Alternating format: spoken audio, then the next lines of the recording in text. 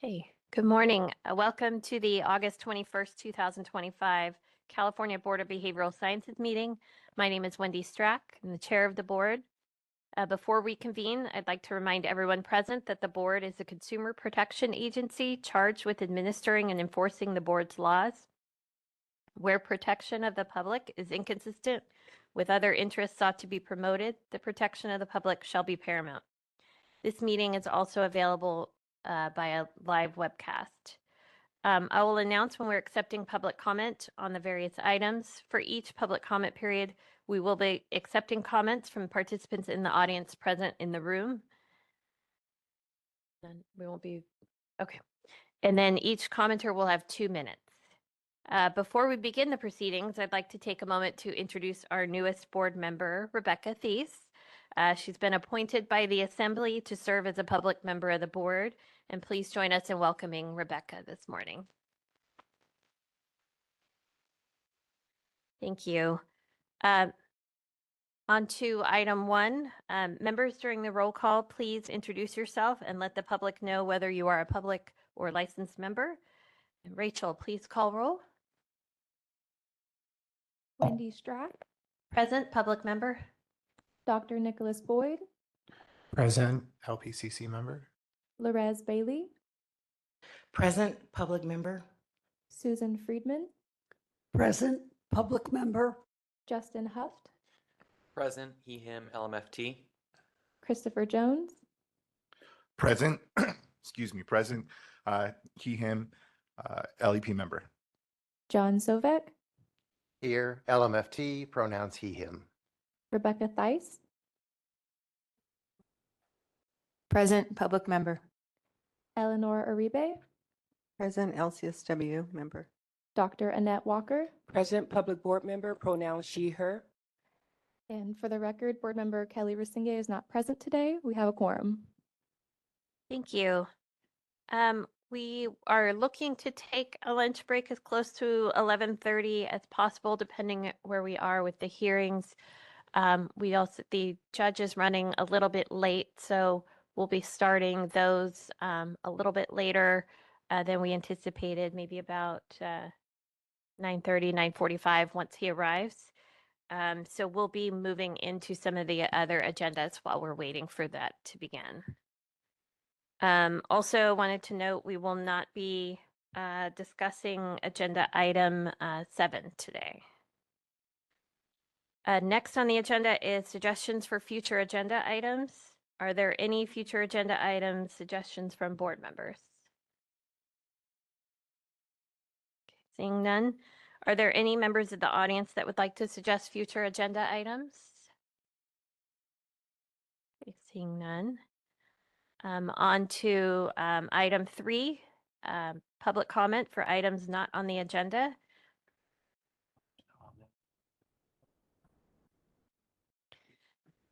I will now open for public comments for items not on the agenda.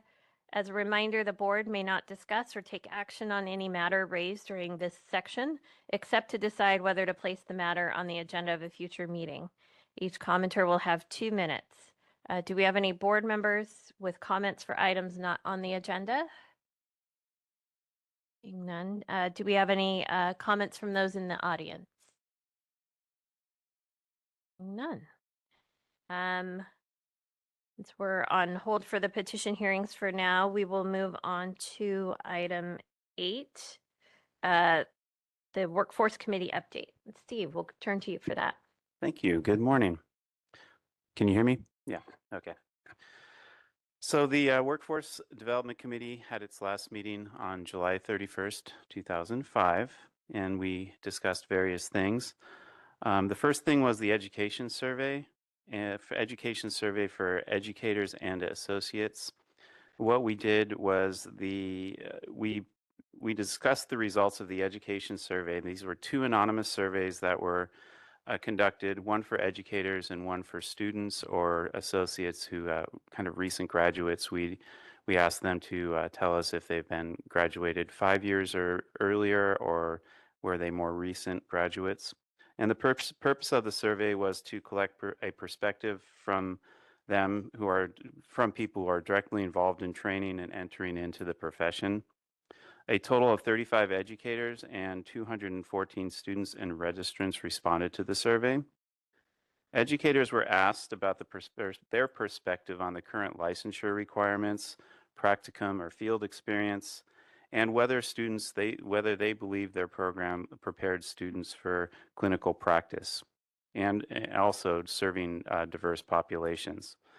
And additionally, we asked about barriers that they may believe that their students face.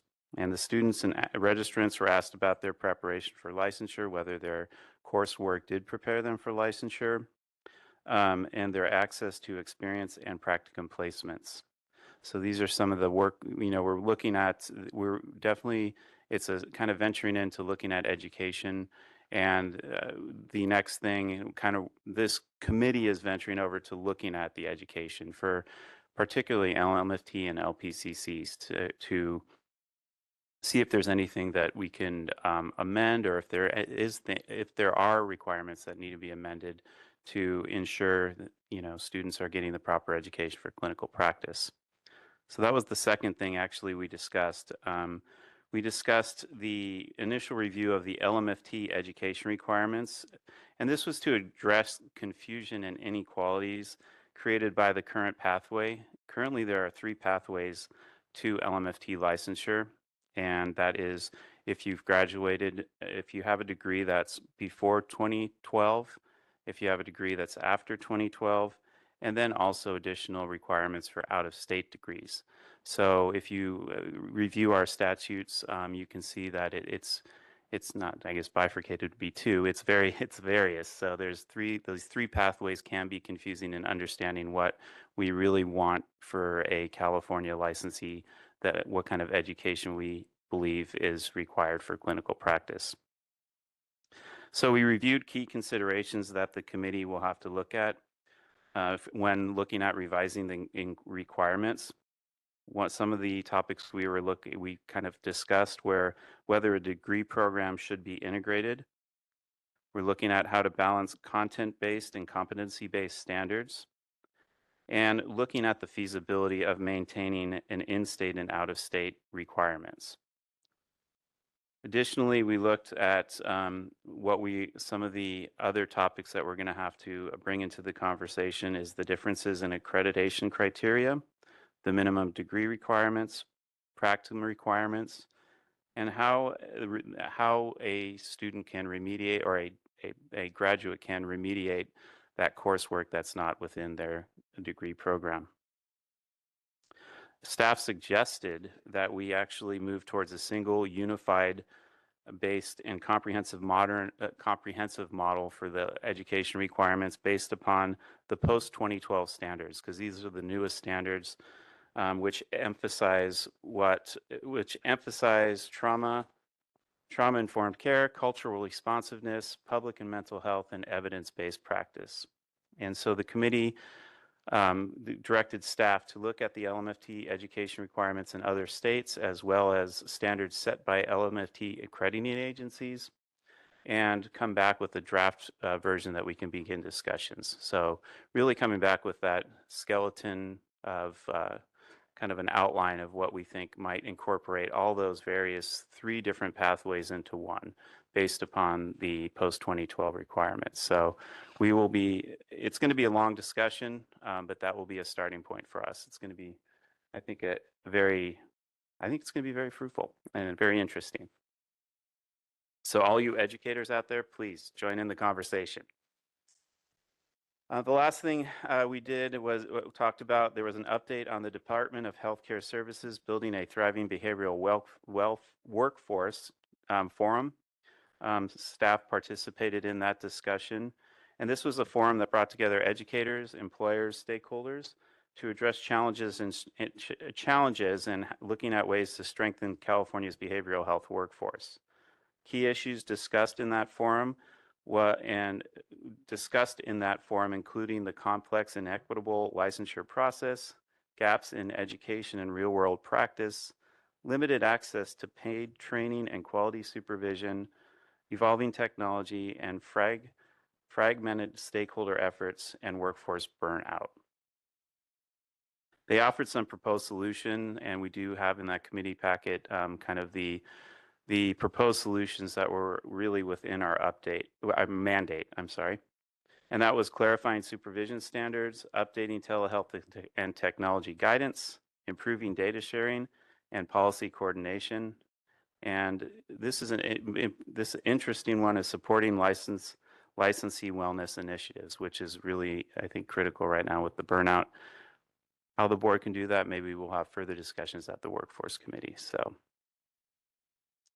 the last thing we looked at was the review of the action plan that we have drafted for the committee, and some of the goals were moved over to the Outreach and Education Committee. So those are going to be on the Outreach and Education Committee, and I think a lot of the actual action items that we have on there, we are already kind of moving forward with, and we'll be talking more about some of those initiatives tomorrow, such as the pathway to licensure and AMFTRB exam. So that is my report. Any Do you have any questions? questions from the board? No. Do we have any questions from the audience? Seeing none, I guess we will move on to agenda item 9, the strategic plan update. I'll see if I can drag this out a little bit more so we don't have to wait around. So the strategic plan update. Solid completed the environmental scan, and I've included that environmental scan in the materials. And that included surveys of stakeholders, board members, and staff. And it was distributed via email and social media and was open through April 7th through May 2nd.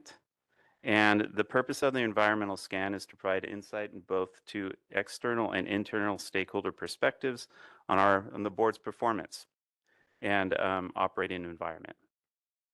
So the feedback that we gained from that was stakeholders' opinion on our weaknesses and strengths as they relate to our different goal areas within our current strategic plan, as well as some external opportunities and threats that may affect the profession and the environment in which the board operates. The goal areas that we looked at that these stakeholders were rating were the licensing, examination, enforcement, legislation and regulation, administrative services, and outreach and education.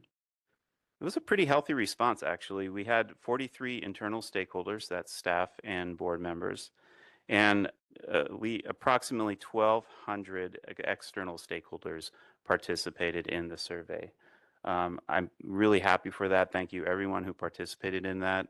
I think once again, since our last survey, I think we got around the same, maybe more, but that's a really good, healthy response, and there was a lot of great information in that.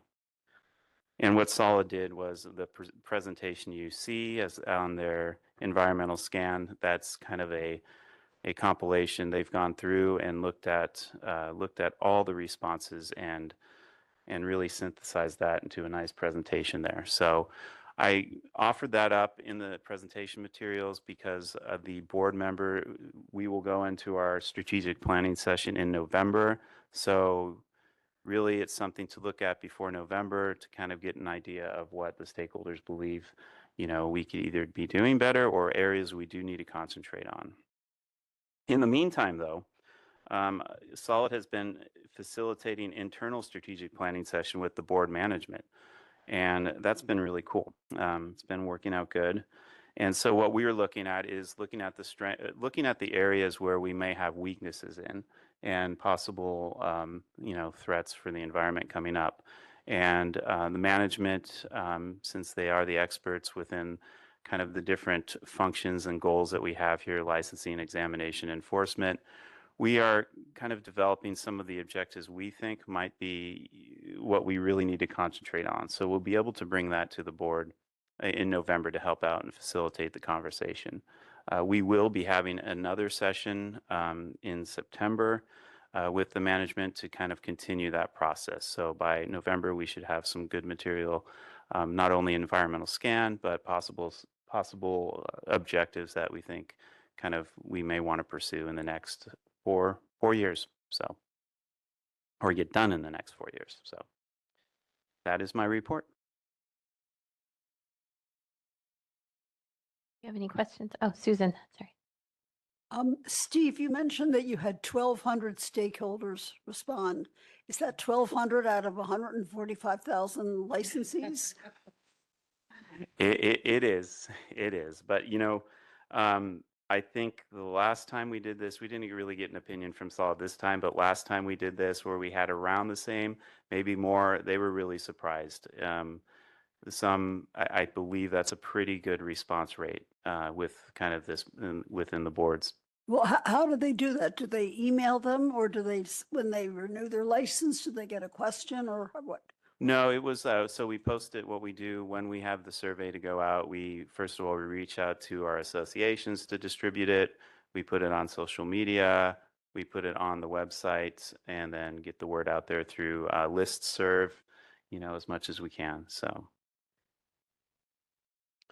it may seem small, but really, if you look at it, I think it's there's a continual. I think everyone sees it's similar. I mean, you'll see the similar things come out with 1,200 people. That is really, I think, a really good survey response, actually. So. Okay, well, beyond the fact that it's a good response, it kind of tells you that something about those people who responded. I mean, there's a whole bunch of people who don't care. Well, that's that's one thing. That's one of the initiatives for the Outreach and Education Committee. I mean, and that's kind of gaining. There you go. Actually, that's right. You're on there. So, gaining participation. I mean, also like with the board meetings and stuff too, and looking at those opportunities to really start getting that participation in that. 1,200 may seem small, but I mean, unfortunately, it is. Unfortunately, fortunately, it was a good response. So, but no, I hear you.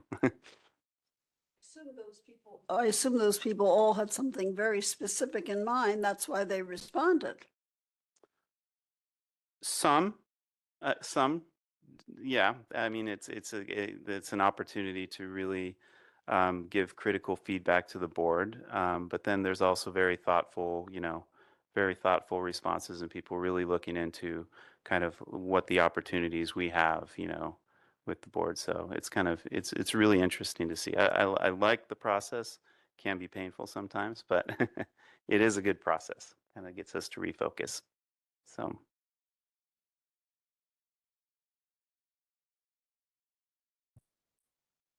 Okay. Seeing no other board member comments, do we have any comments from the audience?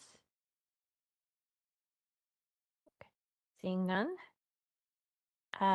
We will thank you, Steve. We'll move on to item 10, board sunset review update. That the update's really going to be short here. We're going to hear a lot about the board sunset tomorrow. There's been certain amendments that have been put in. Certain amendments that have been offered up for our sunset bill. The last thing that we did was in July. I don't have my. We did go through the Assembly Business and Professions Committee and testified. It went real smoothly. There was really no questions. So things are going great. I don't really have much concern with us making it through the sunset period. But definitely there will be more conversations tomorrow to talk about our bill and the amendments that have been offered up. So, but nothing that I think the amendments from staff's view look good and nothing to be concerned about. So that is my short update on that. Any comments from board members? You guys are not helping me stretch this out any. What else you want me to talk about? I do have. I do Now have. for a little song and dance routine. Yeah. Are there any comments from the audience on the sunset review? Okay. It looks like it may be time for a little break. It could. Okay. Oh, I do have maybe excellent. a Okay. agenda item for a future meeting, and perhaps it's more appropriate, maybe more for a committee, probably for workforce development. But I would like to include discussion about how the board can collaborate more closely with HCI, particularly around scholarships and loan forgiveness programs. And there's two areas I think I'm particularly focused in. One is both of those programs, and Chris, you can thank me later, don't include educational psychologists, which I think they should be absolutely included in that. And then the second is that and this is stemming from, I'm sure it's no surprise that there's a lot of changes that have happened with educational funding in our country, that I'm very concerned how that's going to impact us as a discipline, as a profession in our state, with being able to recruit and attract behavioral health providers, given that all of them have to go to graduate school to get a degree to work in our field. And so with that, looking at how we can work with HCI to expand the eligibility criteria for practice sites for the loan forgiveness program. Right now, it's focused predominantly on areas that are very underserved, which is very important. And there's also counties, San Diego County is an example that's not included, that certainly I think should be included among many, many other counties across the state. So I just think a closer relationship with HCI would be important. And again, perhaps that needs to come out of a committee, but or we can have a conversation here. I'm not too sure, but that'd be my recommendation. Thank you. Susan? Well, the only thing that I'm concerned about a little bit, and I have no idea, and I would like to have Steve respond to this, what the state has said to you about DEI. I mean, that has been the focus of HCI. I mean, that's what their focus is, but can't be public focus anymore. Got to be private somehow or other for a couple of years at least. So Steve, I'm curious if the state has said anything to you about any of this. We really, it's not, oh, that's right. Right. So this isn't the time we're not going to have a discussion about future agenda items. Remember, this is just your time to ask about potential future agenda items. So your staff has taken notes, and we'll take it back to staff and see what kind of agenda item we might be able to come up with, either for a committee or the board. And Susan, I can follow up with you later. I will follow you.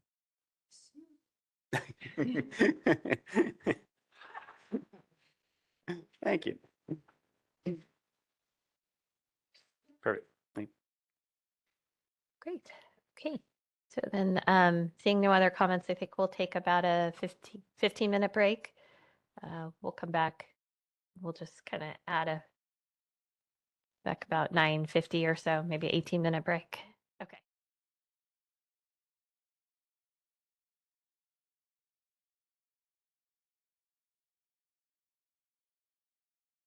Welcome back. We're back in session.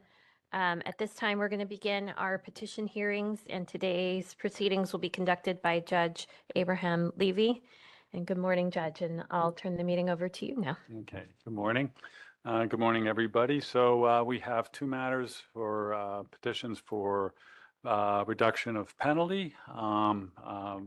Stephen Richard Mason and Jessica Hinojosa. We're going to start with Mr. Mason in 1 second, and his counsel, Mr. Harris. They're both at the table. So I'm going to open the record now.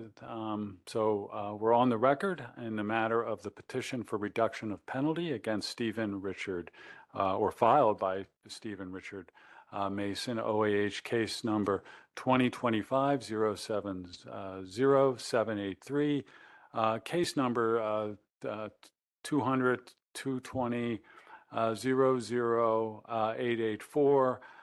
Today is August 21st, 2025. It is 9:55 a.m. And this matter is proceeding in Newport Beach before a quorum of the Board of Behavioral Sciences.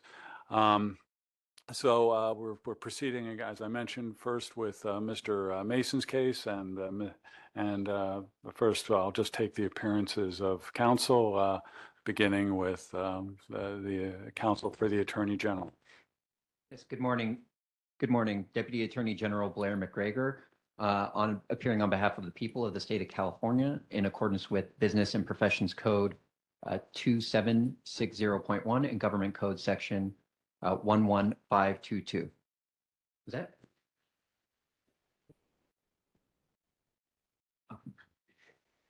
Good morning, Your Honor. Attorney Scott Harris on behalf of the petitioner, Dr. Stephen Mason, who is also present and to my right. Good morning, and good morning, Mr. Mason. And so we're going to be proceeding first just with the Attorney General presenting the record in this matter, or the petition, the petition for penalty relief. And in that regard, counsel, can you identify the materials in the packet, please? Yes, there are 6 items that I would like to virtually mark and move into evidence, copies of which have been previously uploaded and provided to the board. The first item is Exhibit 1, which is the Notice of Hearing and Proof of Service. These are the jurisdictional documents for Dr. Mason. I don't believe there will be any objection to any of the exhibits. So, I'm sorry, any objection to the packet of materials from the petitioner? No, we do not have an objection to the 6 demarcated exhibits within the packet. And any other materials from the Attorney General? Yes, I'll run through 2 through 6 now. Exhibit 2 is just the certificate of licensure. Exhibit 3 is the decision and order in the underlying case, both with the stipulated settlement and disciplinary order, as well as the attached underlying accusation. Exhibit 4 is the probation analyst report for Dr. Mason's probation to date. Exhibit 5, this will be the lengthiest exhibit. This is A27 through A93, and this is the petition for modification or early termination of probation. Exhibit 6, this is the release of information and psychotherapy information sheet for the psychotherapy analysis for Dr. Mason. And those are the 6 exhibits. So without objection, exhibits 1 to 6 are admitted. And Mr. Harris, does petitioner have any documents that he wishes to include that are not identified by the Attorney General? No, Your Honor. Thank you very much. Okay. So at this point, we'll proceed with petitioner's case. Mr. Harris, how do you wish to proceed, sir? If I may make a brief opening statement. You may proceed. Thank you. Madam Chair, members of the board, thank you for being here today. It's nice to see you in person. I have referred to what you know as Mr. Mason as Dr. Mason because subsequent to his being placed on probation by the board in 2021, he has completed his doctoral program and is a fully licensed psychologist in the state of California. What you will find today is that you will meet a man who comes before you very humbled by the past that he brings before you, and someone who has spent the last 7 years in recovery and in sobriety and investing in his personal growth, from his doctoral program that he has completed to his ongoing work in his own psychotherapy, to his ongoing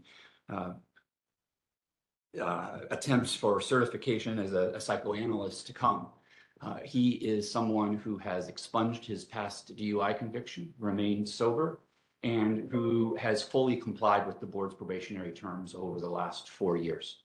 And we hope at the conclusion of this hearing today that the board will find that the public protection element of the board has been met and the public interest will not be violated by terminating his probation before the board. Thank you. So with that, Mr. Harris, do you wish that Mr. Harris, or Dr. Harris, excuse me, say anything? And in which case I'll place him under oath. Okay. We would like to call Mr. Mason as a witness, and he is here to answer your questions as board members. And certainly I can facilitate questioning, and I know that Mr. McGregor would probably as well. So thank you. So I guess the best way to start is I'll let you lead with a couple questions, however you wish to proceed, and then I'll turn it over to the board, and the board members can ask any questions they may have. So Dr. Mason, I'm going to swear you in. Please raise your right hand. Do you solemnly swear or affirm under penalty of perjury the state of California that the testimony you give will be the truth, the whole truth, and nothing but the truth? I do. And please state your full name for the record and spell it for the record, please. Dr. Stephen Richard Mason, STEVENRICHARDMASON. Yeah, and if you can just, Mr. Harris, slide the mic over, because I know these mics you need to speak kind of closely to. So, Mr. Harris, you may proceed, sir. Thank you. Dr. Mason, just for background, can you please tell the board how old you are? 39. And are you in any type of significant relationship? I am, I have a girlfriend of 6 years. Do you have any children? No. Okay. For just brief background, where did you go to undergraduate university? Cal Poly Humboldt. And where did you obtain your master's that would enable you to become registered by the board? At that same university. And do you recall in what year that was? I would have started in 2017 and finished in 2019. And do you recall when you first applied to the board for licensure? In the summer of 2019. And were you initially denied by the board when you applied? Exactly, yes. And can you tell the board in your own words why you were denied? I was denied based on my having received a DUI after driving under the influence in the year of 2017, the March of 2017, before I began my graduate program. And so the record is clear because it's part of your record. Did you have a prior DUI or alcohol-related offense in years previous? I did. And when was that? That was in the state of Maryland when I was 23 years old, roughly. The date is a little bit escaping me. I think it was around 2008. Okay. As you sit here today, can you tell the board a little bit about historically what may have contributed to these DUIs?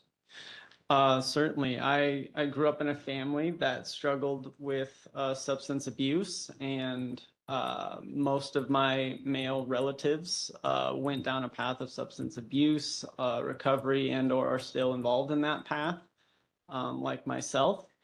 I, at the time, after high school, began working as a culinary chef for a number of years, and during that period began abusing substances and alcohol. And I did not contain satisfactorily that abuse of substances up until 2017. And so it was my abuse of alcohol that led to the DUIs that I received. And you just used the word contained in reference to your consumption of alcohol and or substances. Does that mean you're sober? Yes, I've been entirely sober since 2017. And as part of becoming licensed with the board, you agreed to certain terms of probation. Is that correct? Yes. Have you fully complied with those terms of probation? Yes. Does that include random bodily fluid testing? It does, yes. Have you had any positive tests for any type of controlled substance or alcohol? No. And has that also included therapy? Yes. And in fact, are you currently still in therapy? Yes, I am. And prior to this hearing, you were telling me about your ongoing training. What type of training are you about to commence? In the year prior, I was rejected from a psychoanalytic institute, in part because of my probation and the circumstances surrounding it. After a year of working in this community, I was fortunate to gain acceptance to NCP, a psychoanalytic institute in Los Angeles, where I'll be doing what's called full training to become a certified psychoanalyst. And how many days of therapy does that include? That would be 4 days per week of therapy for roughly the next 4 to 5 years. Excellent. And in order to be in this program, I've alluded to this in my statement, have you become licensed as a psychologist? I have, yes. And when you applied for your psychologist license from the California Board of Psychology, did you disclose your DUI to them? Yes. And I should be more clear, did you disclose both of your DUIs to them? Yes. And did you also disclose your probation and disciplinary history with this board? Yes. Is your license with the Board of Psychology free and clear? It is, yes. Very good. I'd like to talk to the board a little bit about your employment history. Where are you currently employed? I work for Bloom Behavioral Health, which is an inpatient facility for teens and adolescents in the South Bay in Los Angeles. And what is your role at Bloom Behavioral Health? I'm an AMFT therapist. I perform therapy in individual, group, and family sessions. In addition to working at Bloom, do you have any type of private practice in the mental health field? I have a beginning private practice in the West LA region. And to be clear, so the record is clear, is that as a psychologist or an AMFT? Excuse me, that's as a psychologist. And do you have any particular focus in your psychology practice? Predominantly, I see individuals from a wide array of presentations, oftentimes who have some issues pertaining to substance misuse or abuse. As you've navigated your dual licensure, have any of the terms of the board probation or being on probation with the board affected you in any way? There have been the requisites that I've had to follow, and there are certain limitations in terms of my inability to serve in roles such as supervision and things like that that have been limited, especially my role at Bloom. But fundamentally, the requirements have guided that I can continue to be employed as an AMFD, which I have done. In addition to being a practitioner, are you involved in academia at all? I am. I volunteer with the Wright Institute, where I was a pre and postdoc in regards to becoming a psychologist, and I am an instructor of writing at that program. Have you taught any other courses in your training or during the course of your licensure? I was TA and GA for a couple courses, including statistics and basic counseling techniques in my master's and doctoral programs. As you sit here today in 2025, do you think you're a different person than you were in 2017? Absolutely. I believe that I've been fortunate enough to be introduced to a process of accountability and responsibility that has related to my learning to give myself a certain amount of grace and understanding, and also personal accountability to move forward and make different choices. And I think that I've become both kinder and able to be a bit more exigent of doing the things that pursue my values in life. And are you able to use your experiences with substance use or abuse and sobriety in your practice as a therapist? I do think that comes up frequently, especially in working with teens and adolescents at the inpatient facility, most of whom, if not almost all of whom, present based on dual diagnosis, something in the mental health region and something in the substance area. I think providing a base of experience of having gone through all the trials and mistakes, having the ability to understand what's kind of required, the difficulties and sacrifices that are required in terms of making changes to life, sensitivity, things that bring up shame in terms of admitting where we've been in order to move forward. I think that it's invaluable to have those experiences, not necessary, but invaluable to have those experiences to be able to work in the area that I do. Are you familiar with the terms of tools of sobriety? Yes. What types of tools have you adopted? I believe that I have kind of a four-piece structure of tools that I kind of think of, which is the habitual kind of process of life and the life routine that one surrounds himself with, a support system that is about accountability and growth, a level of personal responsibility to deal with challenges, areas of shortcoming, understanding areas that you can't necessarily have insight about, and then a fourth tier of outside intervention or something that's necessary to help as someone who maybe is not able to fully be independent in making choices that behoove them. And I think the tools in each one of those areas, whether they be personal tools, providing oneself and participating in support, taking and receiving a kind of intervention, and responding positively to what can be other people stepping in and providing an input. I think those all constitute kind of the area of tools that I've learned to be fundamental in my life. And do you still continue to participate in Alcoholics Anonymous? I do, that is required, and I also do, yes, participate in Alcohol Anonymous, yes.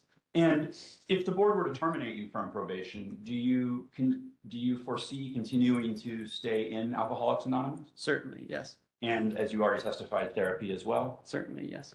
And to continue to use the tools that you've just spoken about? Absolutely, yes. As you sit here, do you think that you'll receive another DUI? No, I fully intend to be lifetime sober. I think I have a character construction that is addictive and is I have the propensity towards addiction, and so that kind of changes some of the realities about being able to use substances for me. In my personal coping, I know that I can be avoidant, and the way that intersects with substance use is not beneficial. So for me, I think for a healthy life, I need to be sober to pursue my goals, and so I think that the sobriety will prevent a DUI in the future. Why do you wish to be terminated from your probation? And is there anything you'd like to tell the board in support of that petition? I would say that I do have the opportunity to kind of advance my career in terms of providing supervision at Bloom. Obviously, while I'm on probation, I'm not able to provide supervision. And while I am employed as an AMFT, I would not be able to provide supervision anyways to any pre or postdoctoral candidates. So it would be possible for me to expand and promote my career if I were let off probation by being able to pursue new supervisory roles that I cannot now. And forgive me, I asked a compound question. So the second portion of my question was if there's anything you'd like to tell the board. I would like to thank you very much for this opportunity. I believe that this process, which I guess I could call my punishment, has been a tremendous opportunity. By my own actions, I made myself untrustworthy to the profession and the consumer. And in response to that, I feel very fortunate that I was given the opportunity to, with oversight and with some fundamental requirements, demonstrate over time my ability to be in practice in a trustworthy manner. And so I greatly appreciate the opportunity to have done something so wrong and to have the opportunity to yet still pursue my dreams. And that's very, very meaningful for me. Thank you so much. And for this meeting. We don't have any further questions at this time. Mr. McGregor, do you have any questions? Yes, thank you, Your Honor.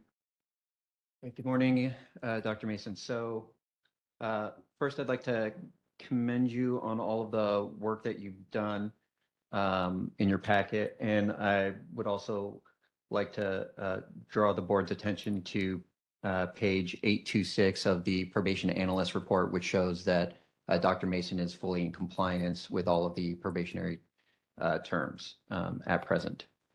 So I'd like to talk to you a little bit about your history with alcohol first. How old were you when you had your first drink? I would say that in my life, I probably had my first drink in my family system sometime around possibly 13 and began drinking when I became a professional chef at around 19.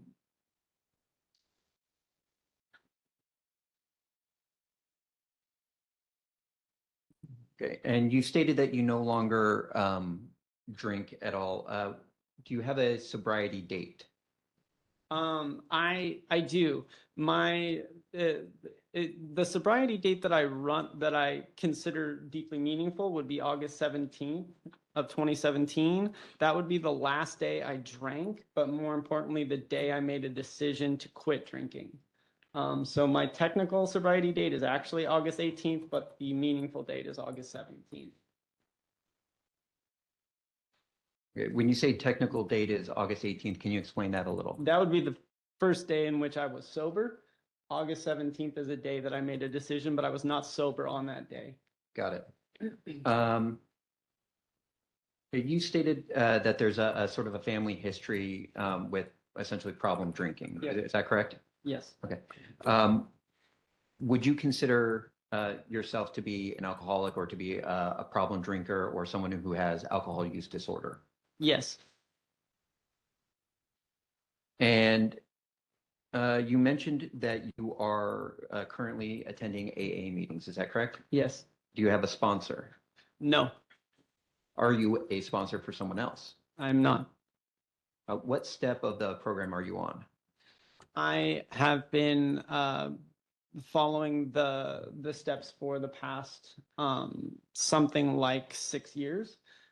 So I have gone through the process of the steps, but I do consider myself to be kind of in continual work with those steps.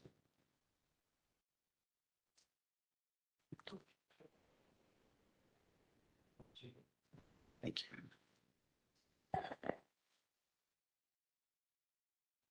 Okay.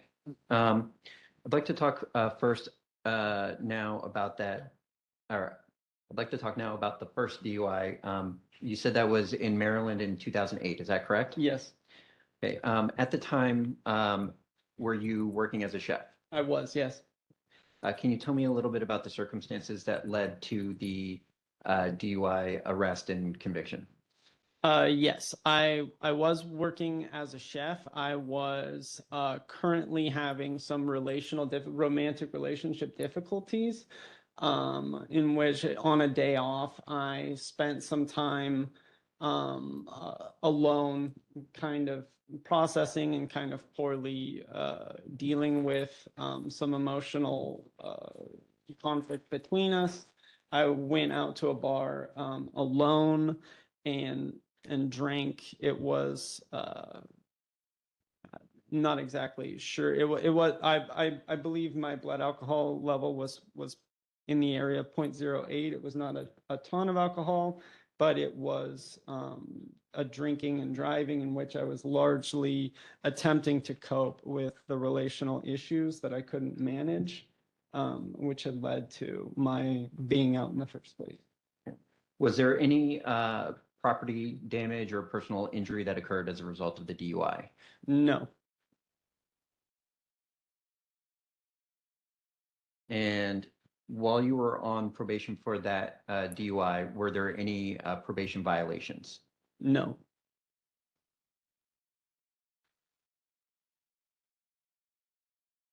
Moving on to the next one from 2017. Same thing. At the time where you said this happened just before you started your master's at Humboldt, is that correct? This would have been just before I was accepted. This would have been in March of 2017.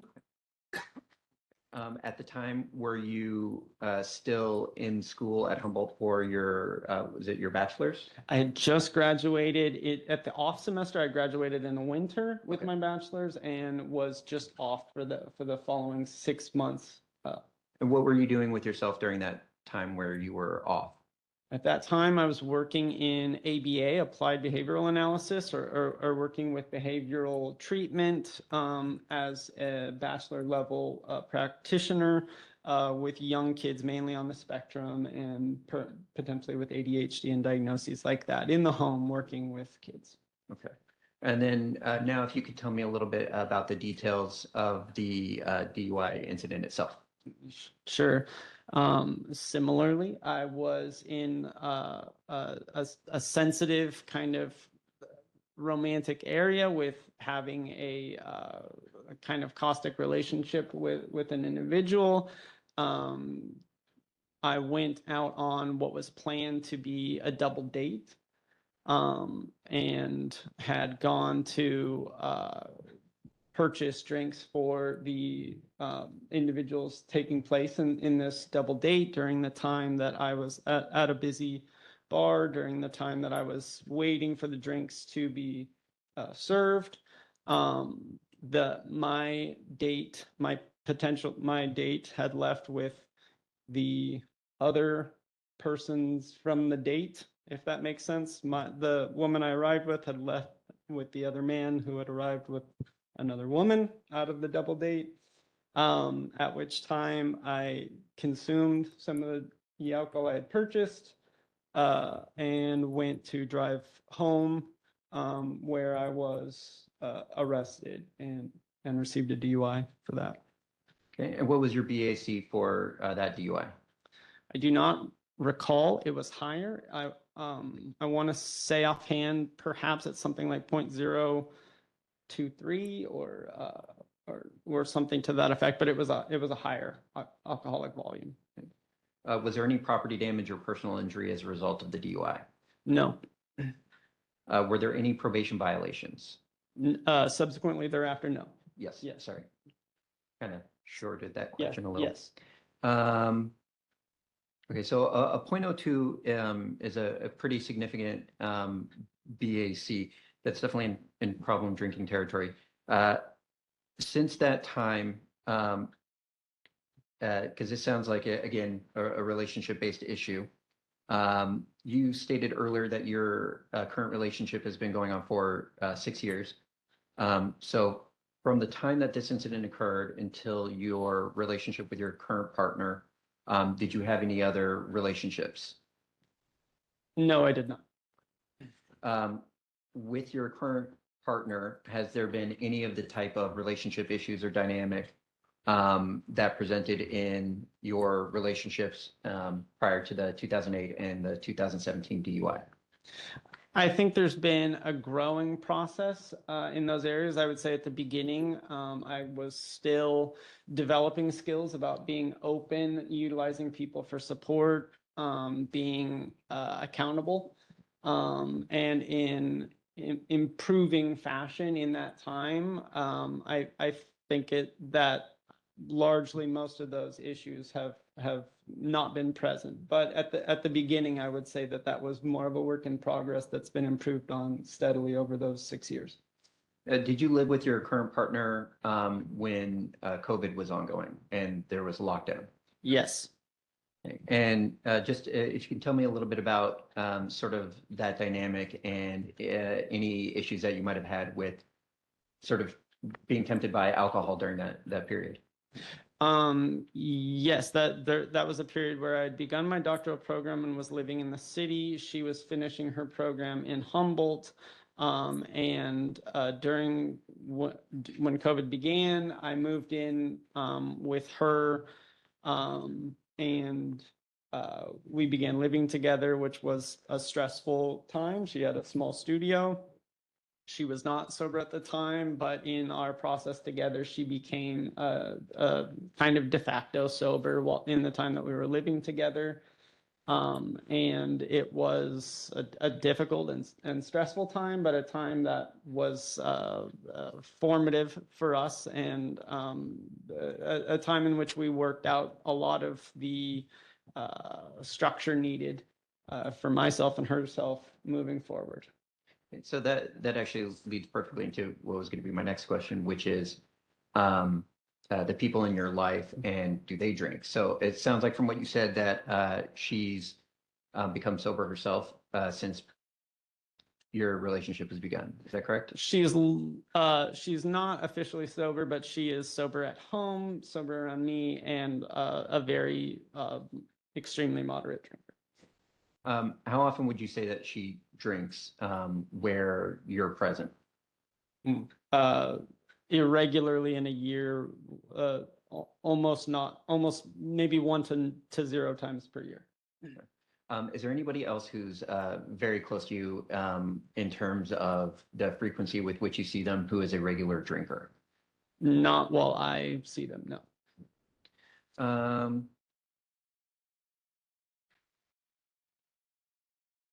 Right, I think that's all that I have as far as questions, but I would also like to draw the board's attention to page A49 and A51, which were 2 letters that were provided by employers for Dr. Mason that I felt were particularly helpful. But other than that, no further questions at this time, and I would turn it back over. Thank you, Mr. McGregor. Mr. Harris, do you have any other questions? I do not. Okay, Thank you. well, thank you. Anything else from petitioner? I don't believe there's any further evidence presentation other than if the board members have specific questions they would like to pose. Dr. Mason's happy to answer those. Yes, I'm glad you reminded me. I'm going to turn it over to our board and the board members to ask any questions they want to ask.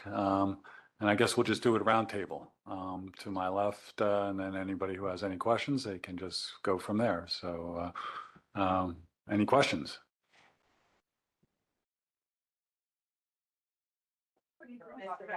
I know I'm good to my left, so it's like that way. So whichever panel member wants to ask a question, just don't be shy. I'm sure you guys aren't shy. So. Certainly. My question is through the lived experience that you've had and you've continued to move forward in this work and wanting to do this work.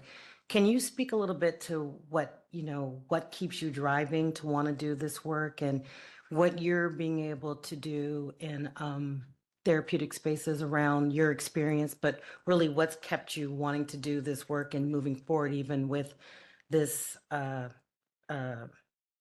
experience that you had affecting your licensure and all that? Can you just talk about what keeps you moving forward and wanting to do this work? Sure.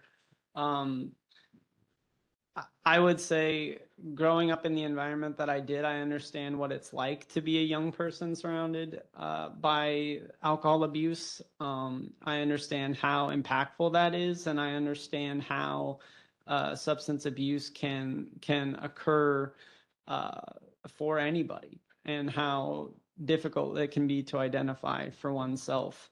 I also know how damaging an individual can be, starting with myself and people I've known while they're abusing alcohol. And I know how dynamic and life-changing the process of recovery and sobriety can be. So I think it's very easy to be motivated, even in an area that's charged and difficult, to get an opportunity to really feel like I can make changes in people's lives and their family systems every day. And I'll just ask that I'll just make sure for the record that we're identifying the individual board members, so it's the record's kind of clear on that. That was Ms. Bailey who asked that previous question. So then Dr. Walker. Thank you, Your Honor. Again, Dr. Walker, welcome. Dr. Mason, and I appreciate your testimony today as well as your attorney representing you. Appreciate you. I just wanted to follow up on I love your reference to tools. I wrote down toolbox, so I love that. I'm an educator myself, so I love that. Could you just share a little bit more about your support system, preferably on the personal side? I get your accolades and things like that, but I want to hear more about those relationships on that side. And the context for me is tying it together with your end of probation, which is worth noting, would be February 28th, 2026. Okay, so just kind of tell me like where you see this support system effective now through that time. Yes. Certainly some of the most integral elements of my support system would be my girlfriend, I have a few family members who also struggled with substance abuse who are also on the path to recovery. But the most important element of my support system, I think, in my day-to-day life would be my site, Right Institute, and my psychoanalytic kind of family at New Center, which is also surrounding my life in terms of the person I pay rent to for my office space, the support group that I attend weekly, 2 different support groups that I'm in. Those spaces are areas where obviously there is support for substance in particular, like the AA community, that's vital, but just as in terms of mental health and just as a human being alive, my close friends who know and value what I'm doing in my life and who I can know and value them. I think that those are the people that mean the most for me, and that's why I'm pursuing something like further accreditation. I like to be wrapped into these communities and keeping my teaching position, and going for this training, I think is something that's vitally kind of precious to me and also imperative for me keeping on a positive direction. Just a quick follow-up, and I want to be sensitive to your response there. Again, I understand your professional accolades and your support network as it relates to your work. My question was really about me understanding the time that we spend with our family and our friends and the loved ones that we may live with. I still don't feel like I got there with you. Yeah. And like, how much time do you spend with those family members? And that's important to me because you said they're connected to this history of substance abuse. Yeah. So just help me just get a little bit more possible. Absolutely. Someone like my uncle who abused substances his whole life and then became, he works in behavioral health in kind of the corrections area. He became sober maybe 2 to 3 years before I did. I see him in person maybe 10, 12 times a year. He comes down, he's now retired. His kids live in this area. They're also very close personal friends of mine. And I have my sister who we share a similar background. She has a brand new daughter that I see very frequently. She's 19 months now. And her husband is also in recovery. So there's someone that I'm seeing a ton of. My mom as well, who does a lot of babysitting. And my girlfriend, obviously I live with her. So we're spending a lot of time together. So I like to be, as much as I have free time and get to spend my time with the people I love, I like to be with them as much as possible. And it's from daily to weekly to sometimes monthly, basically. Okay, we got there. Okay, because what you said to me, and I'm not going to give it all the way back, but that the family members that also share this family history of abuse with alcohol, they're also recovering. So you're helping each other, you're supporting each other together, having done the work, which is really worth noting to me. Because in my mind, I was thinking, are they still, drinking, but they're recovering as well, the ones that you're really closest to. And so you're helping each other. Yes. Stay sober. Thank you, sir. Thank you so much. I'm sorry, Ms. Friedman. Good morning, Dr. Mason. Thank you so much for being here and sharing what we need to hear from you. I was very interested also in the kind of people who were in your support system, but you said in your application that you have sought other ways of people who have helped you in understanding how to manage, manage stress differently. So I'm wondering, what are the ways that you manage stress differently? What do you do when you're not practicing mental health services? I think one of the most important areas of growth for me was to understand the benefit of vulnerability. I think vulnerability at a certain place in life, especially in substance and addiction, is very menacing and frightful and not comfortable. And I think vulnerability has been a process that I've largely kind of learned about in my personal therapy. That is extended to the way that I relate across the board to my friends who I share time surfing with. I think we have different levels of communication and conversation than we used to, and they've seen a different side of me. To the people who are kind of mentors for me and who get a more in-depth look at everything going on, I think I just show up differently in my support system across the board.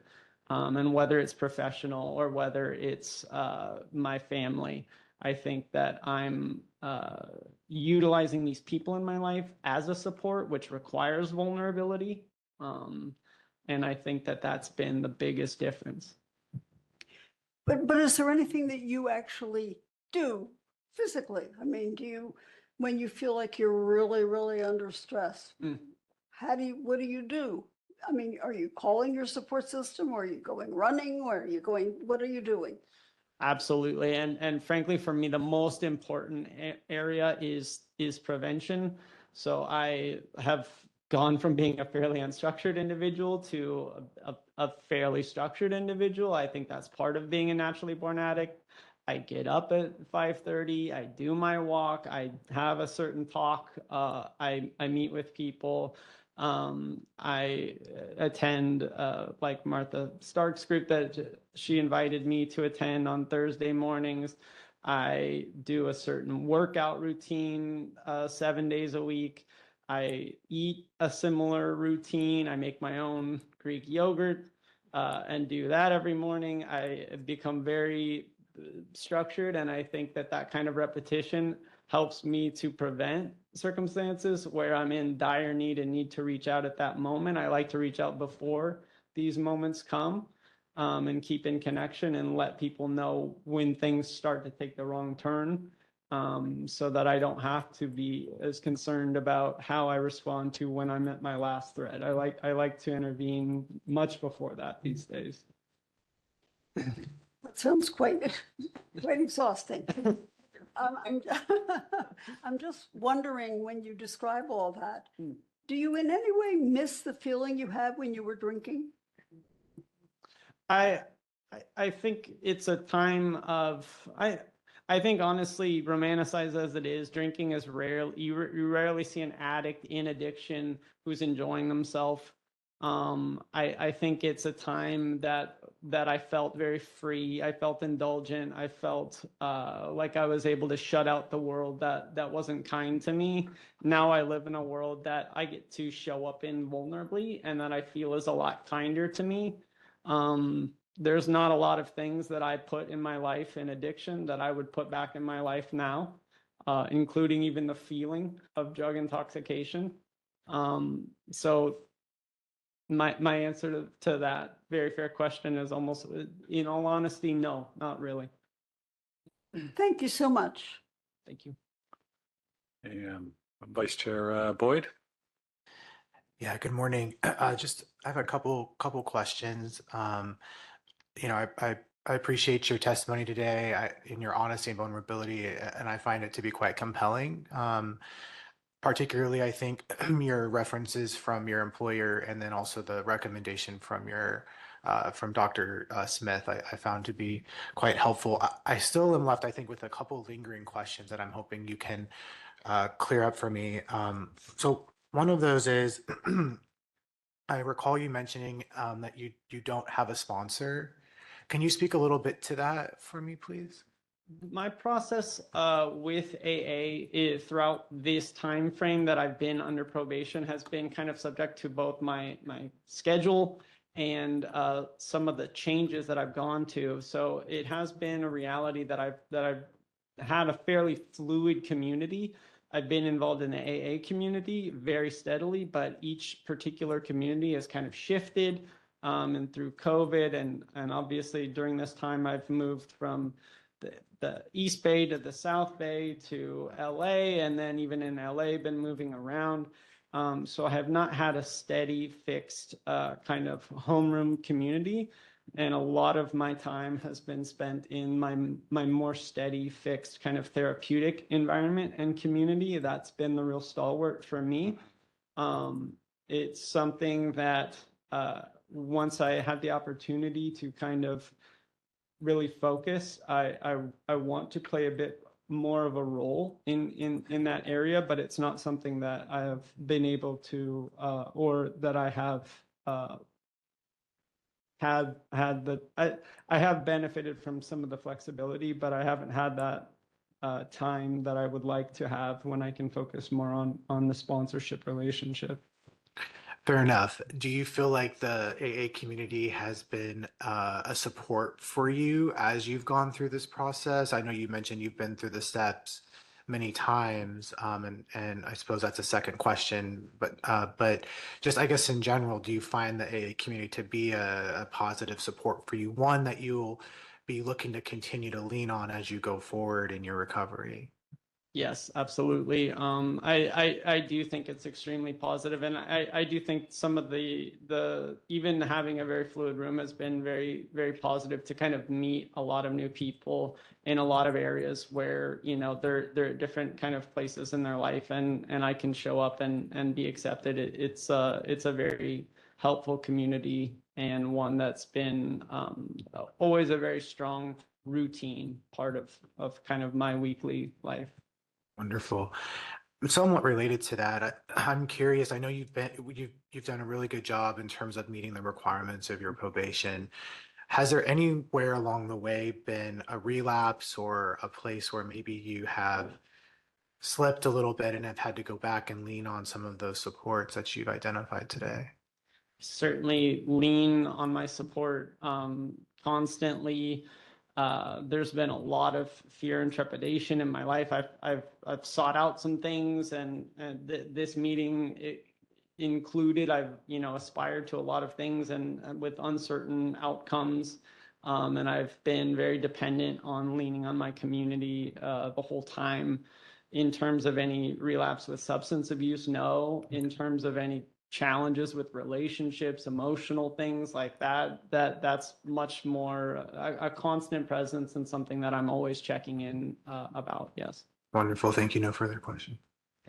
And Vice Chair Chairperson Strzok, excuse me. I don't have any questions at this time. Thank you for being here today. Mr. Suvik, do you have any questions? Yes. Thank you for being here, Dr. Mason, and thank you for your very honest answers. It's very refreshing to have this conversation. I have some curiosities about your use of program and also some of the timelines that you submitted in your petition for reinstatement. So if I heard you correctly today, and in here you say that your sobriety date is August 2017. That's yes. Okay. And then you say you started attending therapy in AA in August of 22. That's what it says here on this statement. For the purpose of I told my license, and so for the purpose of kind of reporting to the board and following the requisites that were set out for me, that's when those began. Once I ceased tolling. So between August 2017 and August 2022, what were you doing to create a sober program for yourself? From 2017 to 2019, I was in my master's program, which was a very small program in Northern California, and that was something that led me to have a lot of support. We actually did have kind of a small community in my cohort of half of us were in recovery. And that was a really vital community and still is a vital community for me, even kind of long distance people that I keep in contact with regularly and keep up with. And then in my doctoral program, I began seeing a therapist, a union therapist, never while I was told at the time, so it's not something that maybe shows up in terms of my reporting and things like that. but she was a huge kind of strength and positive influence for me.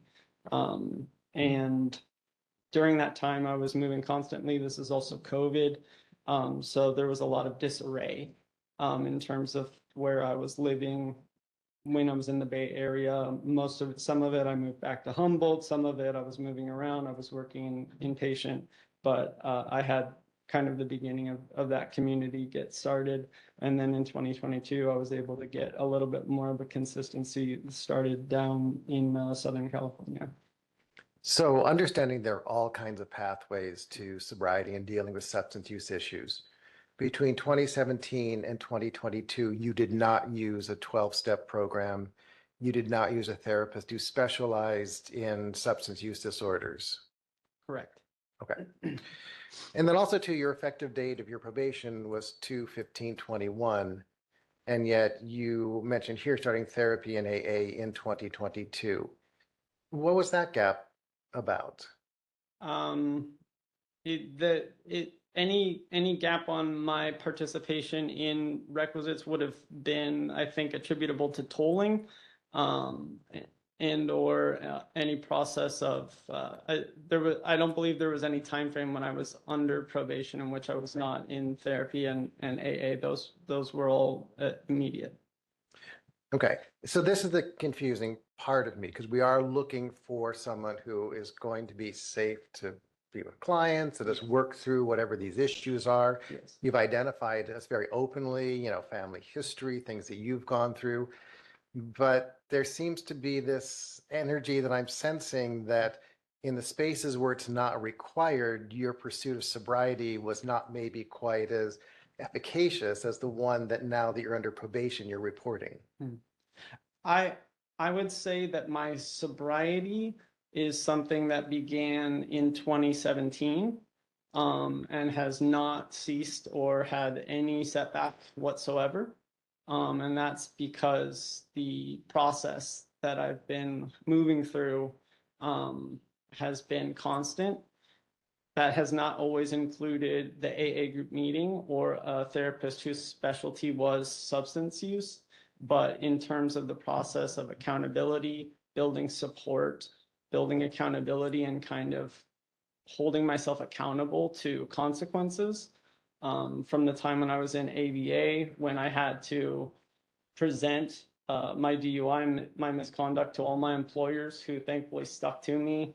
And in a rural county, I had to ride my bicycle to houses, sometimes 20 miles apart in a single day to keep that job going.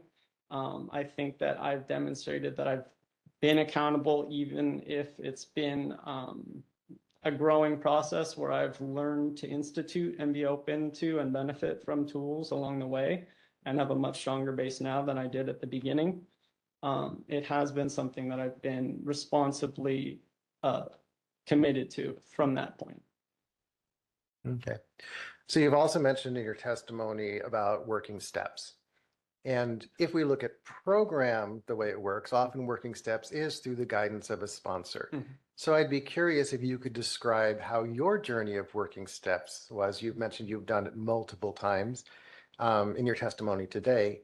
So what is your process then of having worked the steps? To me, I think the essence of the steps is about recognizing a need for support, a need for gaining a benefit and help from others, showing accountability, making amends, and moving forward to be helpful to people. And I think my process has been largely following that in terms of recognizing my great and increasing need for support throughout my time, and which I've kind of added supports during that time, all the way to making amends with people from my past and relationships that are fraught and difficult, making changes in my relational life and doing things differently, like my current relationship as opposed to the ones in the past, and attempting to be beneficial. Most of my benefit has not been necessarily in the program. It's been on the more therapeutic side where I've done a lot of work in substance use. But I think that I've held to those core tenets of realization, acceptance, and accountability. Okay. So I have two more things I'd like to pursue with you. One of them is going to be more in depth. One of them is going to be a lot lighter. Sure. So I'd like to go with the in-depth one first. Sure. In both cases where you had the DOIs, you talked about there were relationship challenges that somehow set off something in you that made you drink and then make decisions to get in the car and drive in an unsafe manner potentially. Precisely. Okay.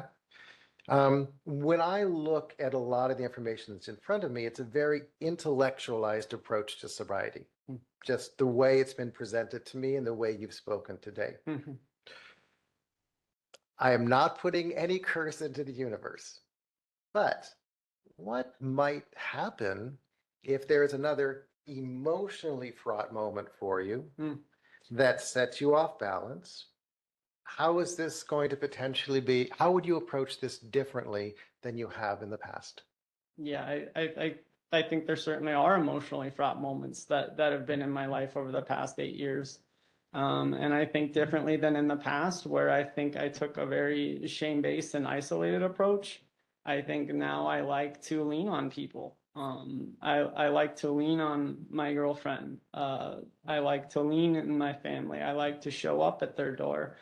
I like to emphasize the benefit of being weak, of needing people, and taking in, not always needing to pretend one's strong, pretend that you can handle it alone, go off in an isolated way and try to show up tomorrow looking okay.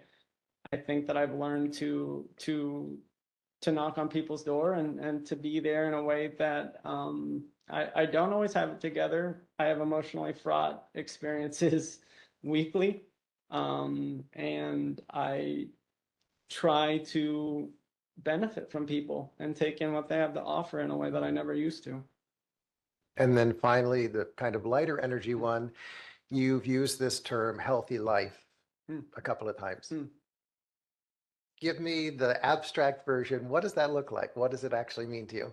A healthy life to me is when you can set out a goal for yourself, set out an ideal, set out a notion of what you want, and think that you're doing everything that's in your power to do it without kind of limiting yourself.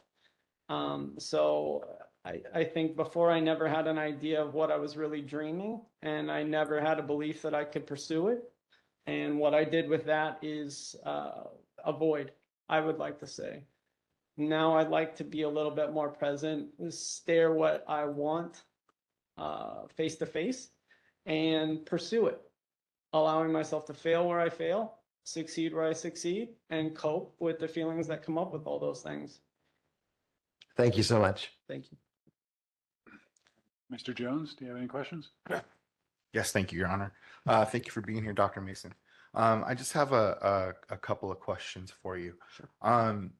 The first, and it kind of piggybacks off of what Mr. Sovek was saying.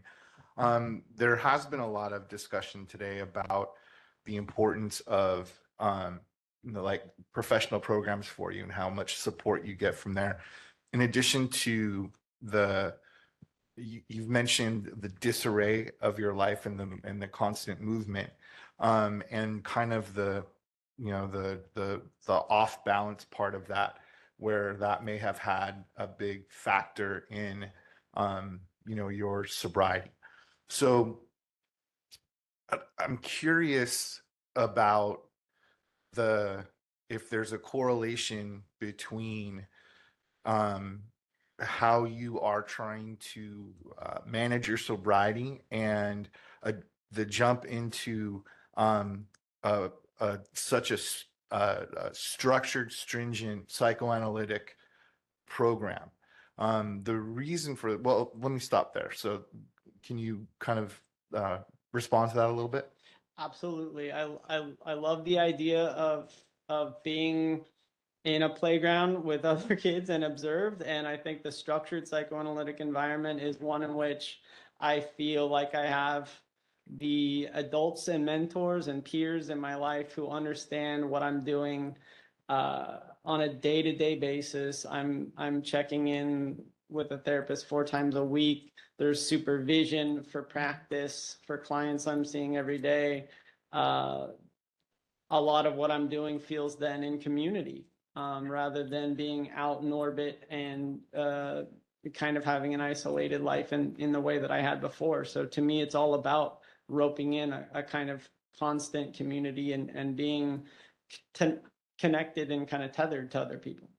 And that is one of your ways of maintaining your sobriety. Yes, I think to kind of harken back to a question earlier about what to do in the worst of times, I think when you have that level of connection, when things start to take a downturn, you're kind of in relationship and in accountability from the go with people who see your life soberly and can talk to you about it. And so I think that is the pivot for me. Yes. Thank you. My next question is how long have you been licensed by the Board of Psychology? That would have been since 2023. So are you eligible through the board to supervise? It's been 2 years. I believe that would be the case. I would be required to supervise. I'm not exactly sure that it's been 24 months, but yes, at the time of 24 months, I am close to that time frame. Yes. Did you say April of 23? I did not specify the month. You just said 23. Yes. Okay. Yes. So I guess I'm curious because you have a free and clear license with the Board of Psychology. Mhm. You're a year or so away from coming off of probation with us. What's the motivation behind trying to get off of probation now if it doesn't really affect your ability to supervise? You couldn't supervise anyway, at least BBS, associates.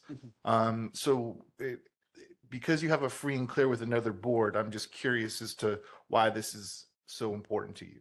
Well, I think I'd like to initiate kind of moving up and being promoted in terms of understanding that that's where I'm going. I think it creates an opportunity for me to present myself in the light that I've had this time period where I had to demonstrate some success, and hopefully if I can make that demonstration, I think it's beneficial to myself and in professionally and personally. And I think that I'd like to place myself in a situation where employers can understand that there's a certain amount of security and constancy, that I don't have the level of contingency hanging over my future that I might now. Thank you. No further questions. Thank you. Mr. Huff? Justin Huff, thank you, Dr. Mason, for being here. I have some questions. We're almost done, so thank you for your patience. How often have you been attending dependency support groups? The AA would be twice a week. Twice a week. And how long have you been going to the current meetings you're going to? The specific one I've been going to for about 9 months. There are some changes at BBS with wanting a certain kind of, I want to call it like a timestamp or a certain kind of credentialing, where in the room I had been using, I was taking kind of a screenshot, and there was a change in what the BBS required. My analyst made a suggestion as to what new room I could attend. Sure. And I think something around 7-8 months ago, I began attending meetings with that group. So for about that time frame. Okay, thank you. And you had said, and I apologize if this quote is not accurate enough, that when you have more time to focus, you want to play more of a role in AA. When and under what circumstances would that happen? Well, for me, AA is more of kind of a lifetime process. So it's certainly not something that I'm hurrying into. I would probably say that this analytic endeavor that I have in front of me is a fairly consuming one. It would be after that. And I think I would always want to really have a mentor experience where I'm not a mentor before I would even consider being a mentor. So in terms of what would be the time frame for me being a mentor, it would probably be after those two pivotal steps. Sure, understandable. Thank you. And regarding the psychoanalytic Training Institute, you said that you were rejected in part because of your probationary status. Did they explicitly tell you that? No, I want to say no. They said that there was some concerns based on my background. They did not illuminate that it was this probationary Sure. status. And one phrase that's come up quite a few times in your testimony is the importance of accountability and responsibility. Can you give an example of being held accountable that you've experienced? I think that that's a fair example. I think honestly, every day in working with teens, I have a lot of instances where I'm asking for them to be honest or to do something like that. And a candid experience I have from a lot of teens is for me to talk about honesty on my level. So I often talk about certain elements from my life, my mistakes. I would say that my experience in ABA, where I had to have 12 or 15 meetings with people in terms of disclosing what I had done and changing the way that I met with families, disclosing this to families.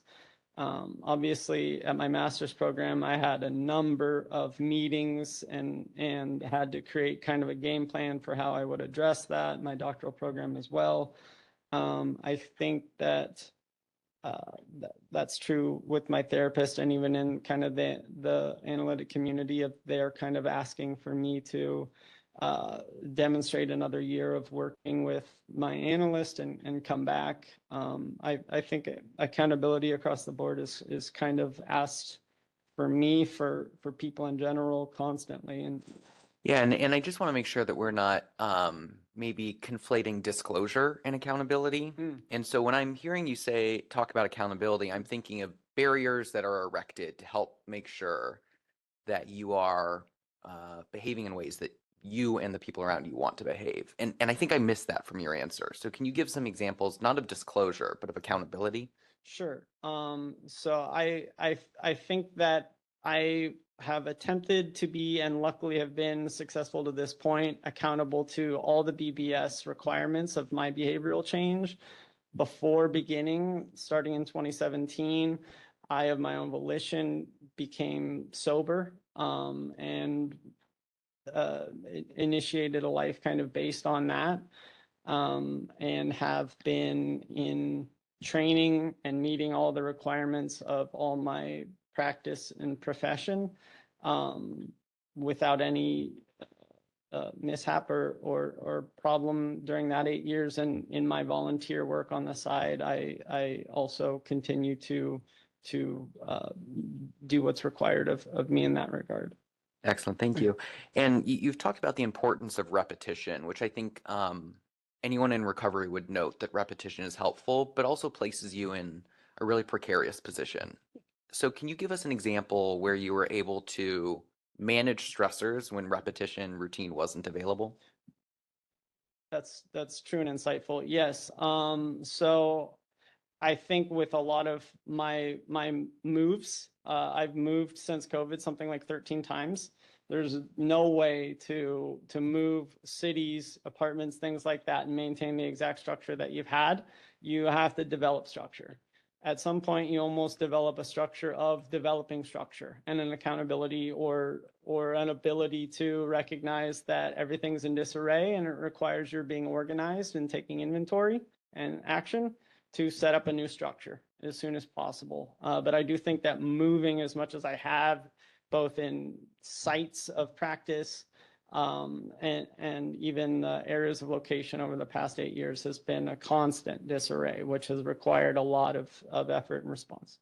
Great, thank you. Dr. Boyd brought up your reference letters. All of them except one indicate where you know them from. Where does Helena Littman work? That's my girlfriend. Okay, thank you. And what was the prompt for the reference letters? What did you tell them they were writing for? Because none of them actually talk about, well, sorry, all but one failed to mention probationary status, and that's why you're in front of the board. They mentioned DUI, they mentioned alcohol use, but unless I'm missing it, they're not writing that they support an early probation termination? That the prompt was that I would have a hearing for getting off my probation early, and wanted to demonstrate that I had been you know, a strong candidate, and perhaps I kind of conveyed the strong candidate more than having them describe that it was for the purpose of. Sure, and they certainly, in very compelling terms, describe that you are a strong candidate. At Bloom, are you practicing as an AMFT or a psychologist? AMFT. Okay, so on your resume, when it says you're a supervised AMFT and psychologist at a dual diagnosis inpatient facility, am I misunderstanding this? I am an AMFT at Bloom, and I'm also a psychologist in private practice. I apologize. Okay, thank you for the clarification. How soon after the 2008, and I apologize if dates are incorrect, how soon after the 2008 DUI did you start drinking again? It would have been, I had a program of sobriety that lasted something like some number of weeks of the program, where I was kind of attending that program, and I would have started soon after the end of that. I had an intention of marginal or healthy drinking, started to drink and probably resumed unhealthy drinking fairly soon after my attempt to have a healthy relationship with drinking. And I just want to make sure I'm understanding the timeline. This is weeks to months after, something like that? Yeah. Okay, thank you. And I think you've given a lot of information about the coping skills, the toolbox, to Dr. Walker's point earlier. Are there any tools that you think we are missing that help you stay sober that you haven't addressed? I think one thing that's vital for me is to be in the field of substance and recovery work. I think being around people who are helping persons struggling and people who are experiencing a struggle every day provides a certain understanding of the vitality for me of the field and sobriety, and a certain understanding of the dangers of the alternatives. I don't know if that constitutes a tool, but I think it constitutes a very strong element of sobriety for me. Yeah, excellent. Thank you. And last question, you've bounced around with a lot of different sites as an AMFT and mental health provider. In the 8 or so last places: Bloom, Beach, Wright, Wilshire, La Familia, Psychological Services Center, Humboldt, and Counseling and Psych Services. Which of those did you inform of your probationary status? All the sites that I had while I was on probationary status, a couple of those are while I was an AMFT, or excuse me, before being an AMFT, a trainee. So post DUI, pre-probationary status, is that right? Correct. So they would not have been informed of the status, as I did not have it at that time. Anyone subsequently after would have been informed. Okay, understood. Thank you. No more questions. Thank you. Ms. Uribe, excuse me, Ms. Uribe? Okay. Hello. Last one. Okay, so you mentioned, you said August 17th is your sobriety date? Yes. Okay, in 2017, sorry. And you said, so I'm curious, what was, maybe you can help me understand, what was it that, like the process, you said you basically decided, hey, that's it. What happened? I had been, since my arrest was in March, my court date was in June. At that, right around that time of my court date, my actual conviction date, not the day I did the offense, I had been accepted to a master's program and began having serious talks with all my advisors, things like that, and began to intend to be sober at around that time in June, with serious intent and without success. And some meetings with my academic chairs, Sarah and Carrie at Humboldt. They were kind of mentioning the the realities of mental health duress for practitioners, what could be the challenge and how difficult it can be to cope with anything going on in your life and then cope with everything that's going on in all your patients' lives. And as I began to start to really get into the community with them and start to come to the orientations and the meetings and be meeting with them more frequently, I came to the realization that it really was possible for me to do something with my life if I was willing to completely change my life. And I think when I had the realization that I could become something, that I could actually pursue my dream, which I really unconsciously never believed I could, I think that was a tremendous turn for me, something that changed me for the rest of my life, and something that I has been a defining characteristic ever since. So it almost sounds like you have hope that, you know, for a better future. And yeah. So, from what I understand, you didn't get into like so much of the treatment until later on. So there was actually a few years, right? Mhm. So, let me see. I was curious about that. When did you finally decide, hey, I need to get some other help? I think it was a growing process of how to participate in community, how to ask for help, how to think that I deserved it. And I think that as I came to understand higher expectations and came to have and internalize those expectations for myself, I slowly added pieces year by year. And it was in my doctoral program that I started to kind of benefit from therapy. And after that, in my process of being in my latter program, that I really started to understand how to benefit from the community in AA.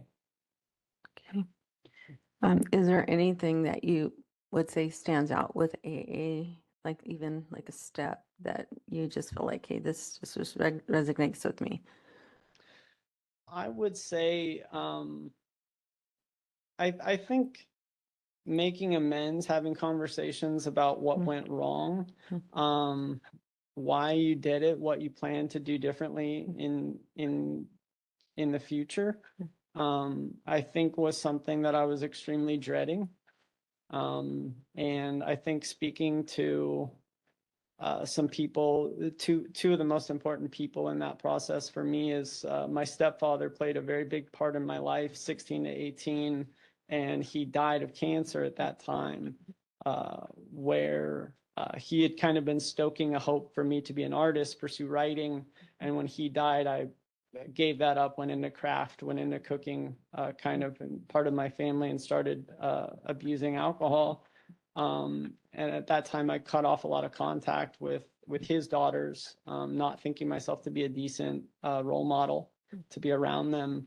Going back and kind of addressing that time frame was something that was very difficult for me. Someone who I was my biological father left when I was conceived. And I think walking away was always something that was kind of written in deep in there. And so it was hard for me to face that process. But I think that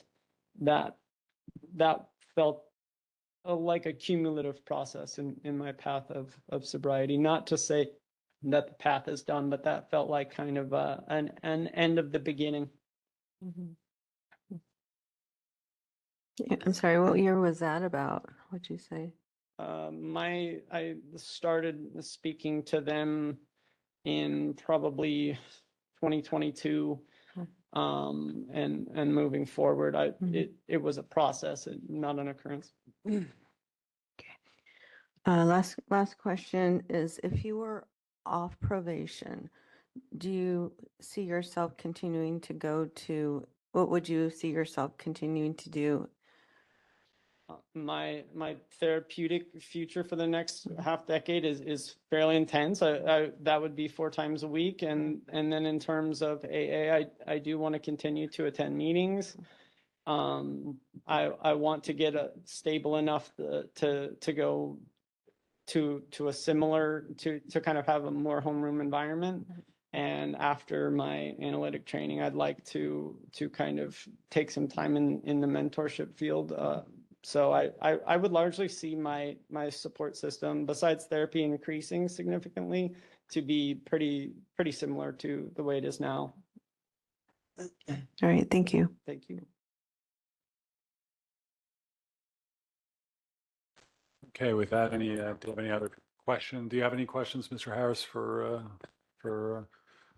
Dr. Mason? No, Your Honor, thank you. Okay, so with that, anything else? Yes, If I may, yes. listening to my colleagues' questioning, I realized that I misspoke, and I just, for the record, want to make a correction here. I refer to your end of probation date as being February 28th. That's actually when your registration is set to expire. So your, I'm sorry, I'm looking at the memo here. Your projected end date for probation is October 24, 2026, and that's very important to me. So thank you, Mr. Jones, for sharing that. Yeah, and that was Dr. Walker. Thank you, Dr. Walker. My apologies. So with that, I'm going to first ask the Attorney General for the Attorney General's recommendation in this matter. So, Mr. McGregor. Yes, Your Honor. Before I do that, though, there is one brief area of follow-up that was raised by, I believe, is it Mr. Huff? There was one brief area of follow-up that was raised. I'm sorry, I didn't give you the chance to ask any additional questions. I did ask Mr. Harris if he had any questions, so I apologize for that. So yeah, if you have any questions based on the board members' questions, Mr. McGregor, you may proceed. Just very briefly. So Dr. Mason, you stated that that your current relationship has been is an ongoing relationship for the last 6 years, and and then in response to questioning, you said that it was Helena Littman is your current partner. In the letter that she wrote, she speaks of your relationship in the past tense as having been over a 5-year period of time from 2019 to 2024. Can you please explain that? We did have a brief time where we kind of reconsidered our relationship during this time process, but we stayed living together.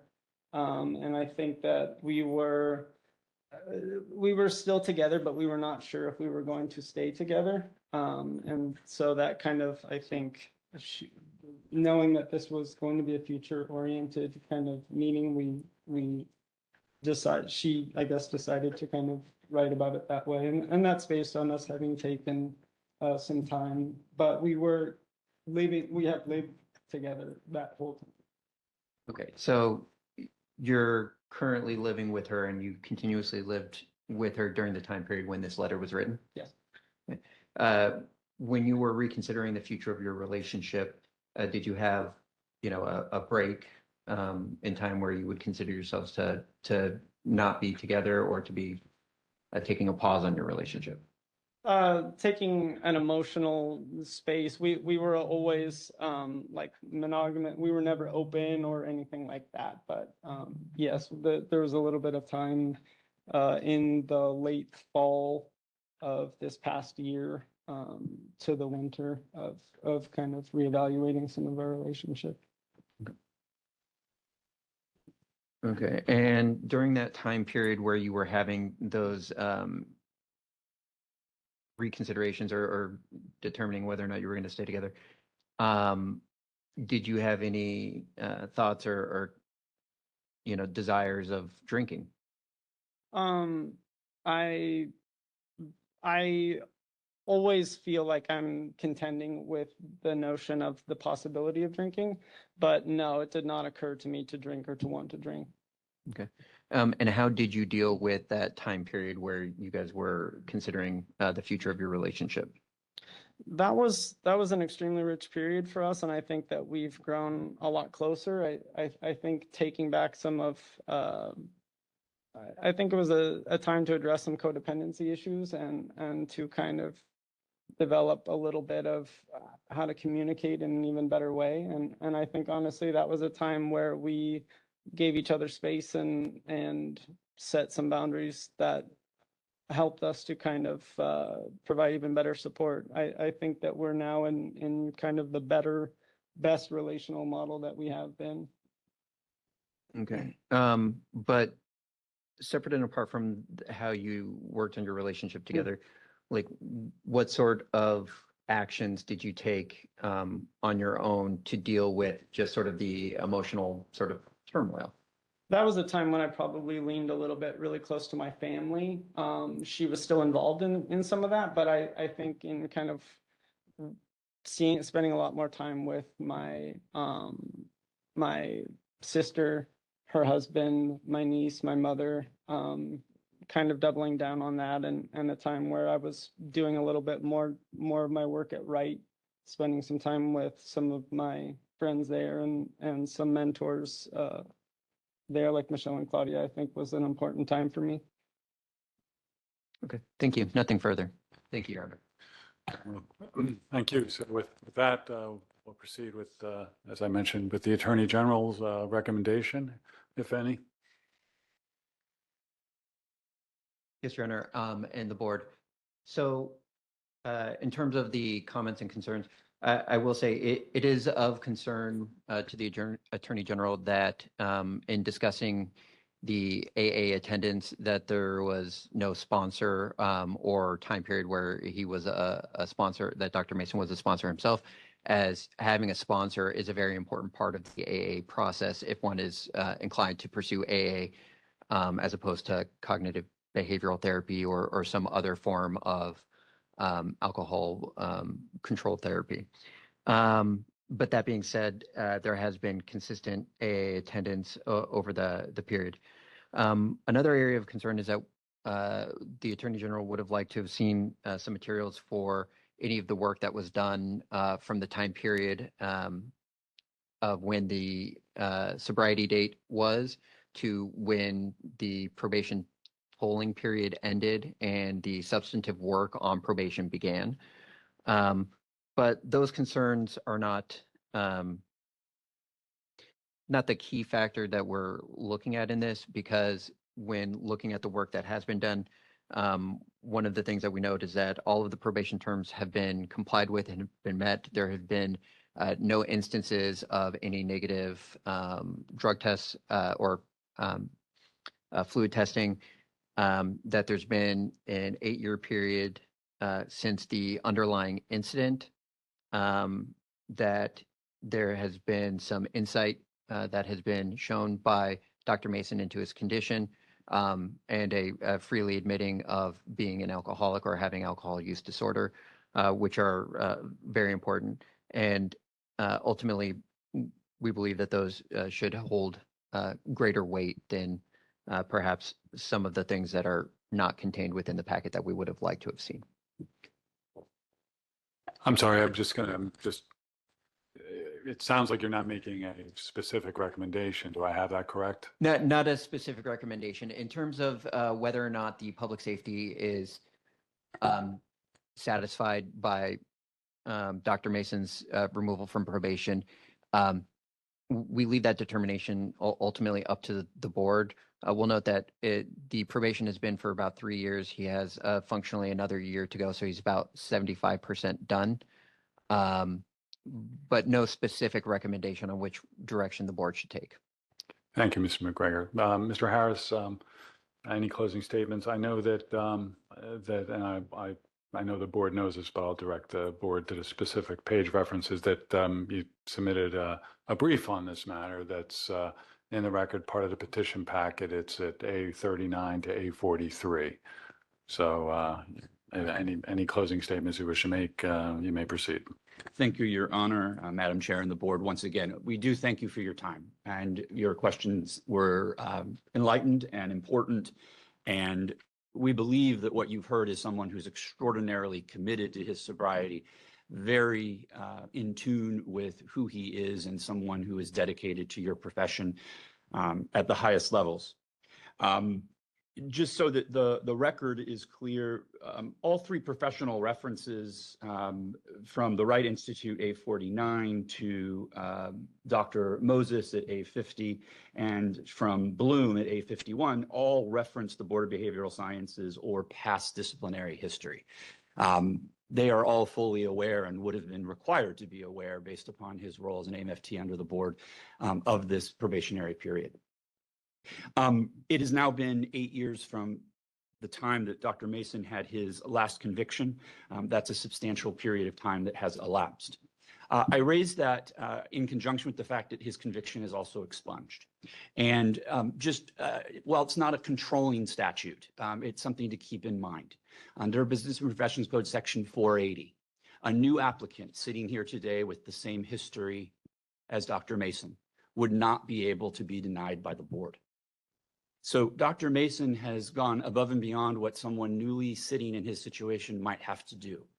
The expungement, the time that has elapsed, and most importantly, the extreme amount of rehabilitation that he's demonstrated, from his therapy to his AA, to his academic endeavors, to his licensure with the Board of Psychology, to his psychoanalytical program that he has been accepted to and will participate in over the next 4 years.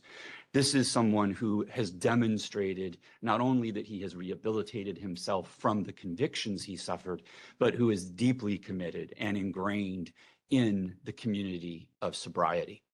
And we would just simply ask that since more than half of you are licensed professionals, the path of sobriety is different for everybody. And while I think the questions around what may have occurred between 2017 and 2022 are very worthwhile, I think that Dr. Mason has very adequately explained what that period looked like for him and why his development into the community of sobriety may have been different than others, and why his community will continue to develop over the course of the next several years as he goes through his further trainings and work in the profession and his commitment overall. So at the beginning of this hearing and proceeding, I suggested that we would ask for you to terminate his probation, and I would renew that request and otherwise submit, and thank you again for your time. Okay, well, thank you, Mr. Harris. And again, thank you, Mr. McGregor. So at this point, unless there's anything else, I'm going to close the record, deem the matter submitted, and the parties will receive the board's decision accordingly. So with that, we're off the record. So Ms. Sanchez, can I get some info from you? And I'm going to prepare a billing form so the parties can get a copy of the transcript of today's matter. And so I'll get some info from you before we close here. And so it's you said Marie Sanchez, right? Did I get that right? I'm sorry. And then your CSR number? 13809 and 13809, and our end time is 11:28, and the page count 65. Talking and typing at the same time, which is always a hazard. And so I'll prepare that form and get it to you. Thank you, Ms. Sanchez. Any spellings? Do you need anything from anybody?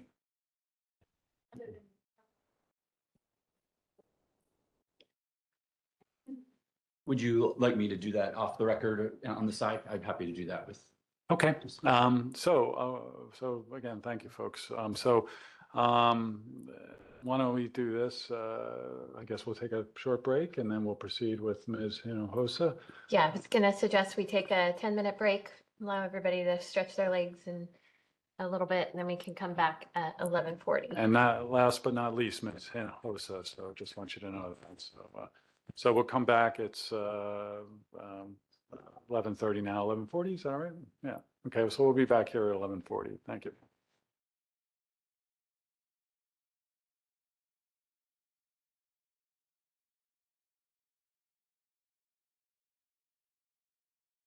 We'll just call the meeting back to order. The Board of Behavioral Sciences, and with that, I'll turn it back over to you, Judge. Thank you. So the next matter we're going to take, the board will consider is the petition for penalty relief filed by Jessica Hinojosa. Ms. Hinojosa, just please step forward and make yourself comfortable with that chair over there. And make sure that little mic is on. We'll go on the record in a second, just formally. And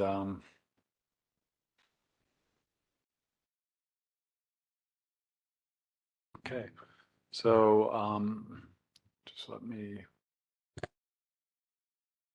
I'm just going to pull up my notes here real quick. Give me a second.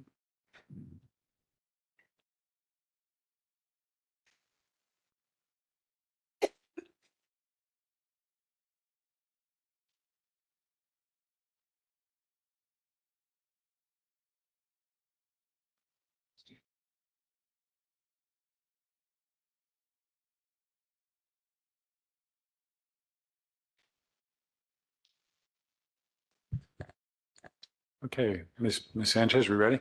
Okay, so we're on the record in the matter of the petition for penalty relief filed by Jessica Hinojosa.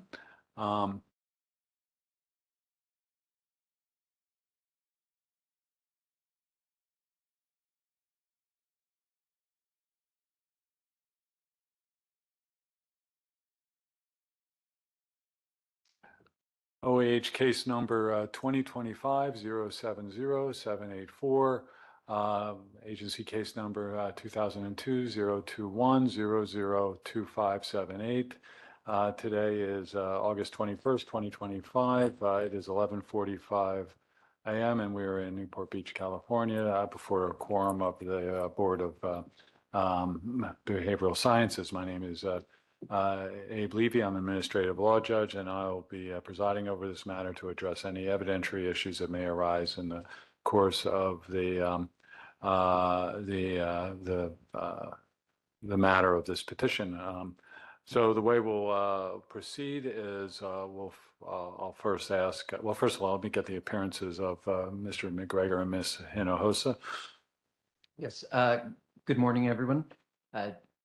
Deputy Attorney General Blair McGregor, appearing on behalf of the people of the state of California in accordance with Business and Profession Code Section 2760.1 and Government Code Section 11522.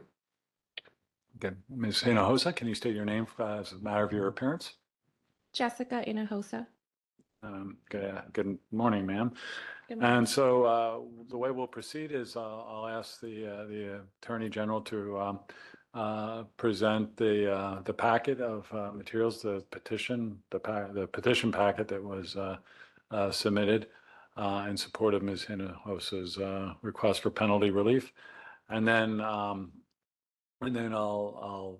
ask Ms. Hinojosa if she has any additional materials she wishes to submit.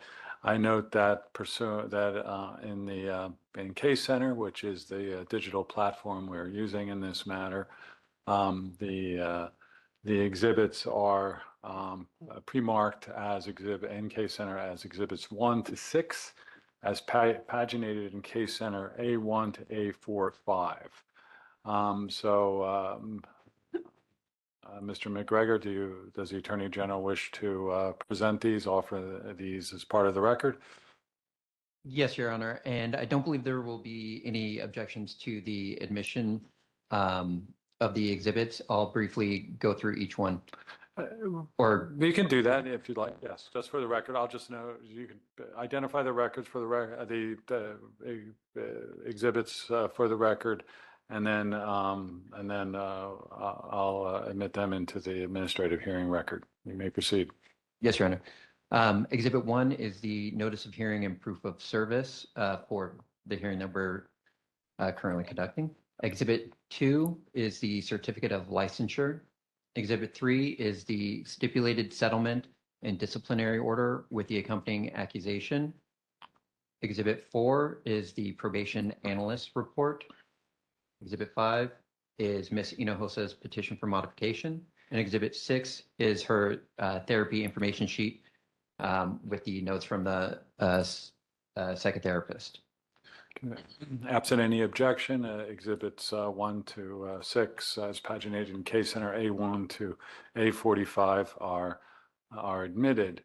With that, as I mentioned, I'll ask Ms. Hinojosa how she wishes to proceed. If you have additional materials you wish to present, and if you want to testify, in which case I'll place you under oath so that the board can consider your testimony. Just so you're aware, you can say what you'd like to say as far as why your petition for penalty relief should be granted by the board. And then Mr. McGregor will perhaps have some questions for you. And then I'll ask the board, any board members who wish to ask questions if they have any questions for you. And then we'll proceed with closing statements, and unless there's anything else, and we'll go from there. So Ms. Hinojosa, do you wish to testify? Yes. Okay, so I'll place you under oath, please. Please raise your right hand. Do you solemnly swear or affirm under penalty of perjury of the state of California that the testimony you give will be the truth, the whole truth, and nothing but the truth? Yes. And please state and spell your full name for the record. Jessica Hinojosa, Jessica. Hinojosa, Hinojosa. And just so the record's clear, you're not presenting any additional materials other than what's already been identified as part of the administrative hearing record. Is that correct? I do have more additional documents. I sent them to Craig, my monitor, so I don't know if he sent them. Well, it's okay. Who did you send it to? I'm sorry, ma'am. Craig Zimmerman. I have copies here too. That's kind of a troubleshooting issue that I have to sort of deal with. But why don't we do this? Show Mr. McGregor the documents you wish to offer, and then we'll go into sort of troubleshooting mode to see what we need to do here, because the board members need to see what Mr. McGregor is seeing, and we have to sort of deal with that from a troubleshooting standpoint. So why don't we do this? We'll go off the record real quick. It's 11:51. Let's take 5 minutes while we kind of troubleshoot this. So we're off the record.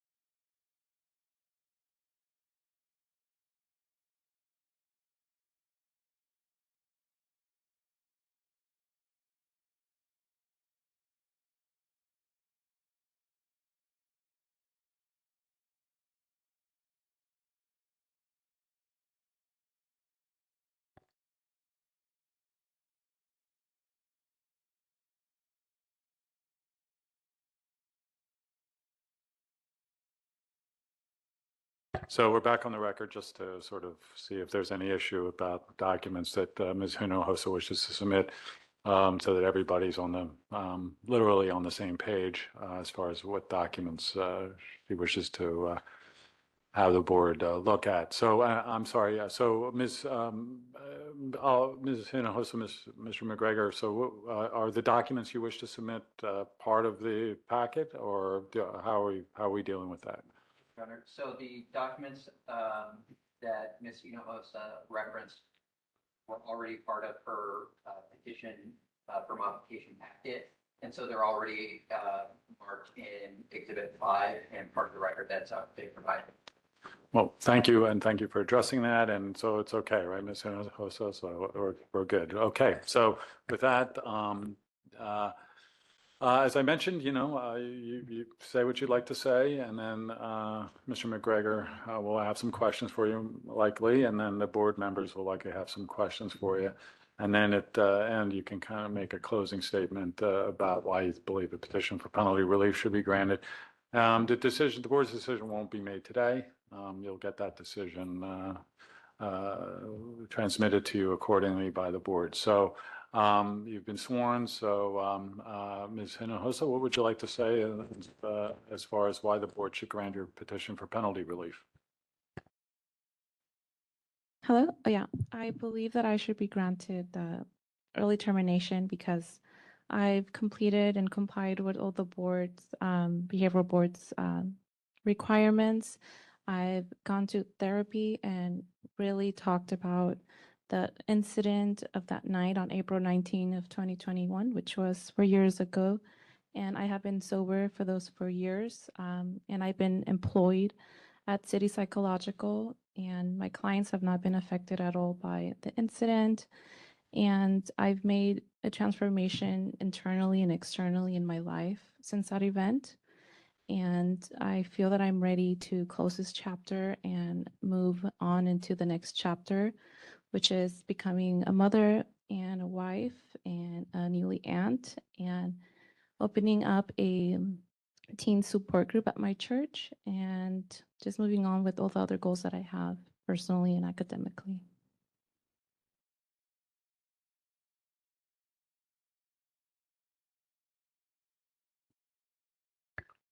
Okay, well, thank you for that, Ms. Hinojosa. So what I'll do now is just ask Mr. McGregor if he has any questions for you. So as I said, Mr. McGregor will likely have some questions for you. So Mr. McGregor, you may proceed, sir. Thank you, Your Honor. Okay, still good morning for 5 more minutes. Good morning, Ms. Hinojosa. Good morning. I want to get into a little bit first your background and your history with alcohol. How old were you when you took your first drink? I was 22 years old. And how old are you now? 35. From the time that you were 22 until, and correct me if I'm wrong, you said that since this incident occurred back in April of 21, you've been sober, is that correct? Yes. Okay. So from the time that you were 22 until 31, when the incident occurred, how would you characterize your drinking? It was social weddings or birthdays, 1 to 2 drinks max.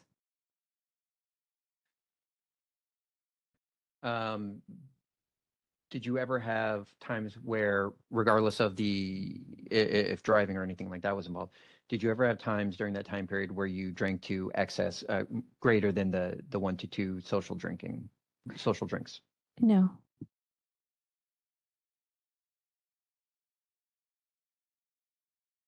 Does anybody in your family or your immediate friend group or personal romantic relationships drink? No, my partner is sober, my parents as well. And I have a distant cousin. I see him probably once a year. He drinks, but I don't have a close relationship to him. Okay. Does anybody in your immediate friend group drink? They don't. Most of my friends are from church and colleagues. You mentioned in your reference materials that you joined a women's Bible study group. How long have you been a member of that group? It's been around 2 years now. And did you join this Bible study group at the church that you attended before the incident, or is this a newly attended church? It was after the incident. So were you a regular churchgoer prior to the DUI? Yes, every Sunday. Okay. And then at some point after the DUI, you changed churches, and that's where you joined the Women's Bible Study? Yes, at the time of the incident, I was living in Downey, California, and then I moved to Fresno, California, my hometown, to be with family, to receive support from everything from the incident and just to have support there. Okay. Um, the in the DUI, was there any personal injury? No, There was property damage, though, correct? You hit two parked cars? yes, I pulled over to park, and then when I was trying to get in between the two cars, I hit the one in the front and the back, and then my car. Okay. So this was very low speed in terms of the collision with the other vehicles? Yeah, there was no one in the cars, thankfully. Did you have to pay restitution to the owners of the vehicles as part of your probation for the underlying DUI conviction? No, I believe that their insurance covered everything. Did your insurance go up as a I'm result? sorry, can you please speak up just a little bit? We have some board members that are having a little trouble hearing. Yeah, Thank you. I I apologize. apologize. Am I not speaking into the microphone? Oh, no, just Ms. Hinojosa. Oh, Okay, thank you. Thank you.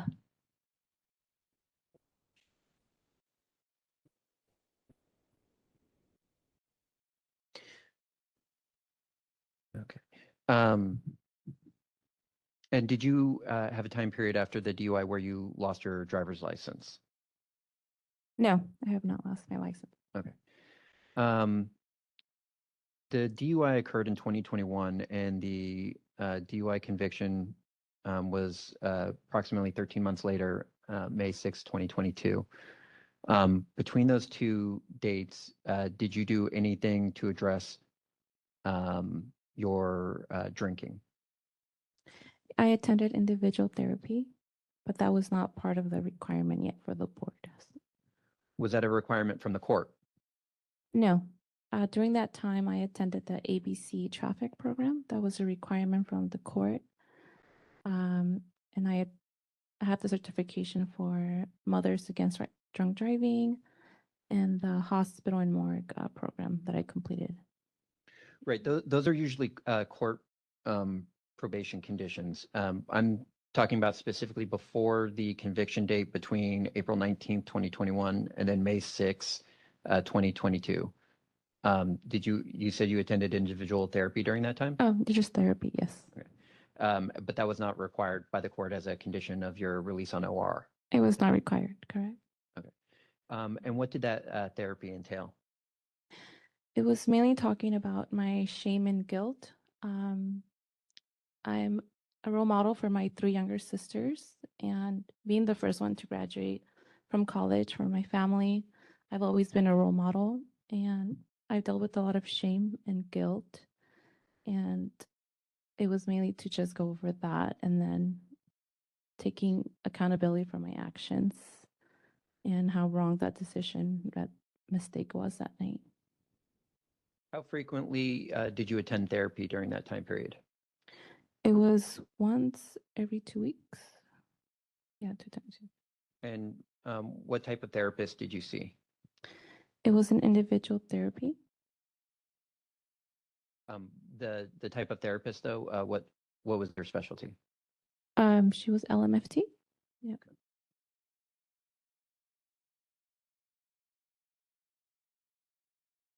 All right. And then as a result of the probation, what were the alcohol-related conditions that you had to do? For the court? Yes, the court ordered conditions. I had to complete a 6-month traffic program. I had to do the Mother Against Drunk Driving program and the HAM program, which is hospital and morgue program, and AA classes, and that's about it, I believe. Okay, tell me a little bit about the AA classes. How many did you have to attend? Those I did twice a week, online, telehealth.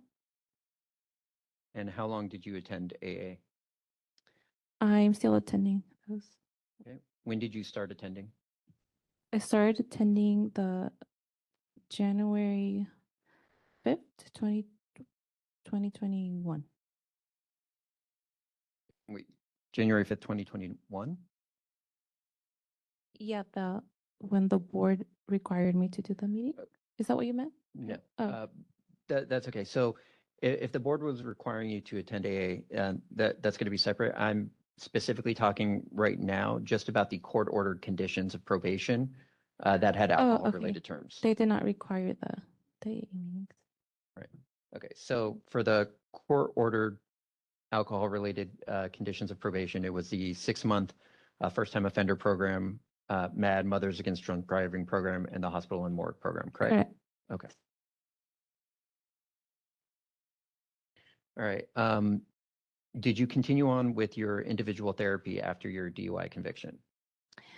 Not with her. I switched to another one because they had to accept the terms of the board, and the one I had didn't want to take like the case, so then I had to call around, and I had a hard time finding one that would take my case because she had to sign paperwork. So I finally found Christine Resendez, and she's the one that I still see twice a month. Okay. So when did you stop seeing the therapist that you saw before your DUI conviction? It was in January of 2021. Do you mean 2023? Are you referring to when the board's probationary? Yeah. Okay. So from 2021 until January 2023, you saw the first therapist. Is that correct? Yes. Okay. Yeah. And then you switched over to the therapist that you're currently seeing, and you currently see her twice a month. I do. Mm.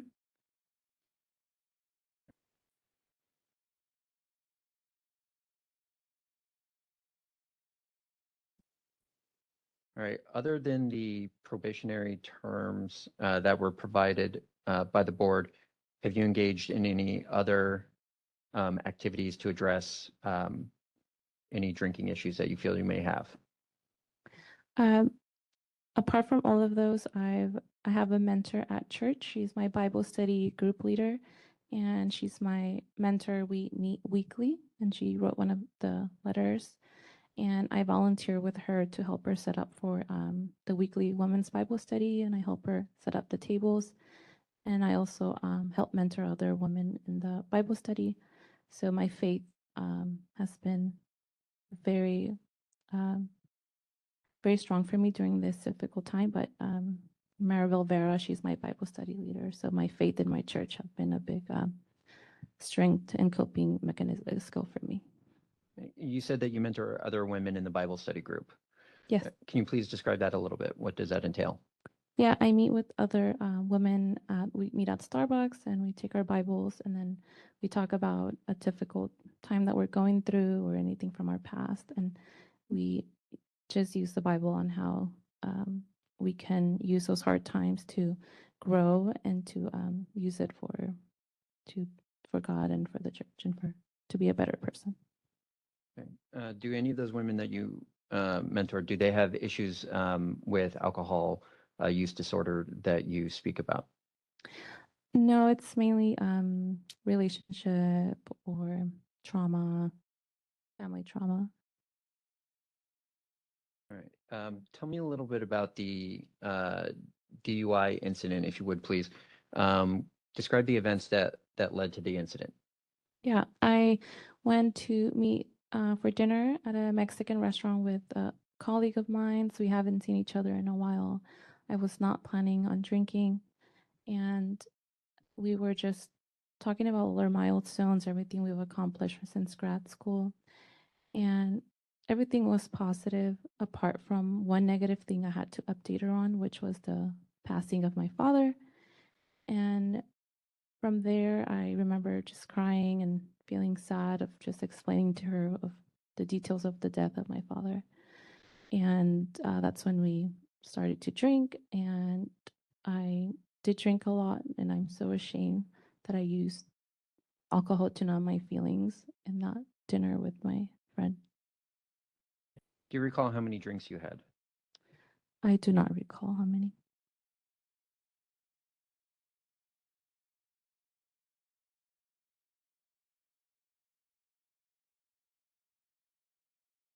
Was it more than the normal 1 to 2 drinks? Yes. And I remember feeling just very, very sad.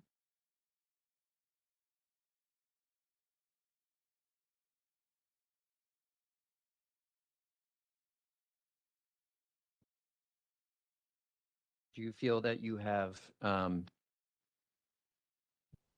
a problem with alcohol? I don't. Would you describe yourself as somebody who is an alcoholic or has alcohol use disorder? No.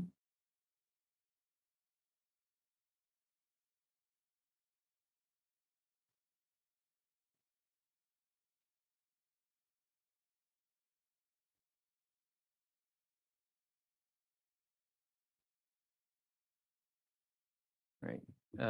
Your probation is slated to end in January of 2026. Is that correct? Correct. Okay. It is August 21st, 2025. Why are you seeking to have your probation terminated at this late stage? I wanted to do it earlier, and I reached out to my monitor, Craig, and I was supposed to be on the earlier batch of the year, but he said that it was like already like booked or something, or that I had to wait till the next one.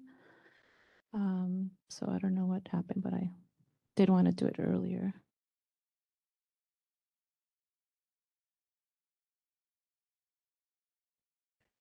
You said that you've been doing AA. Do you have an AA sponsor? I do not. Have you ever had an AA sponsor? No.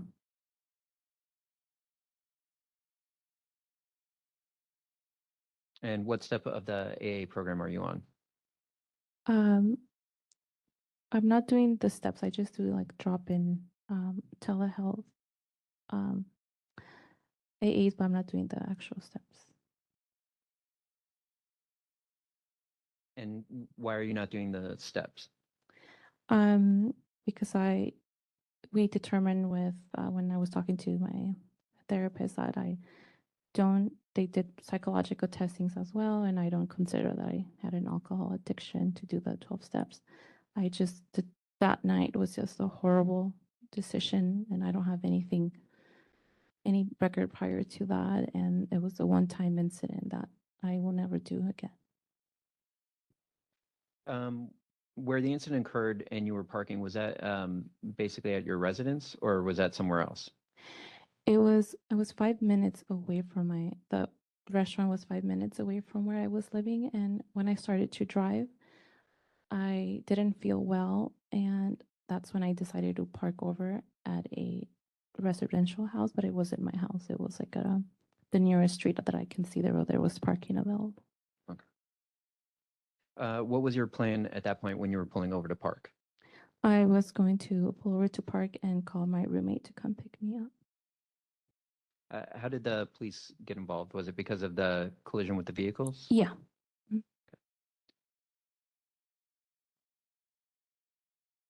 All right. No further questions at this time.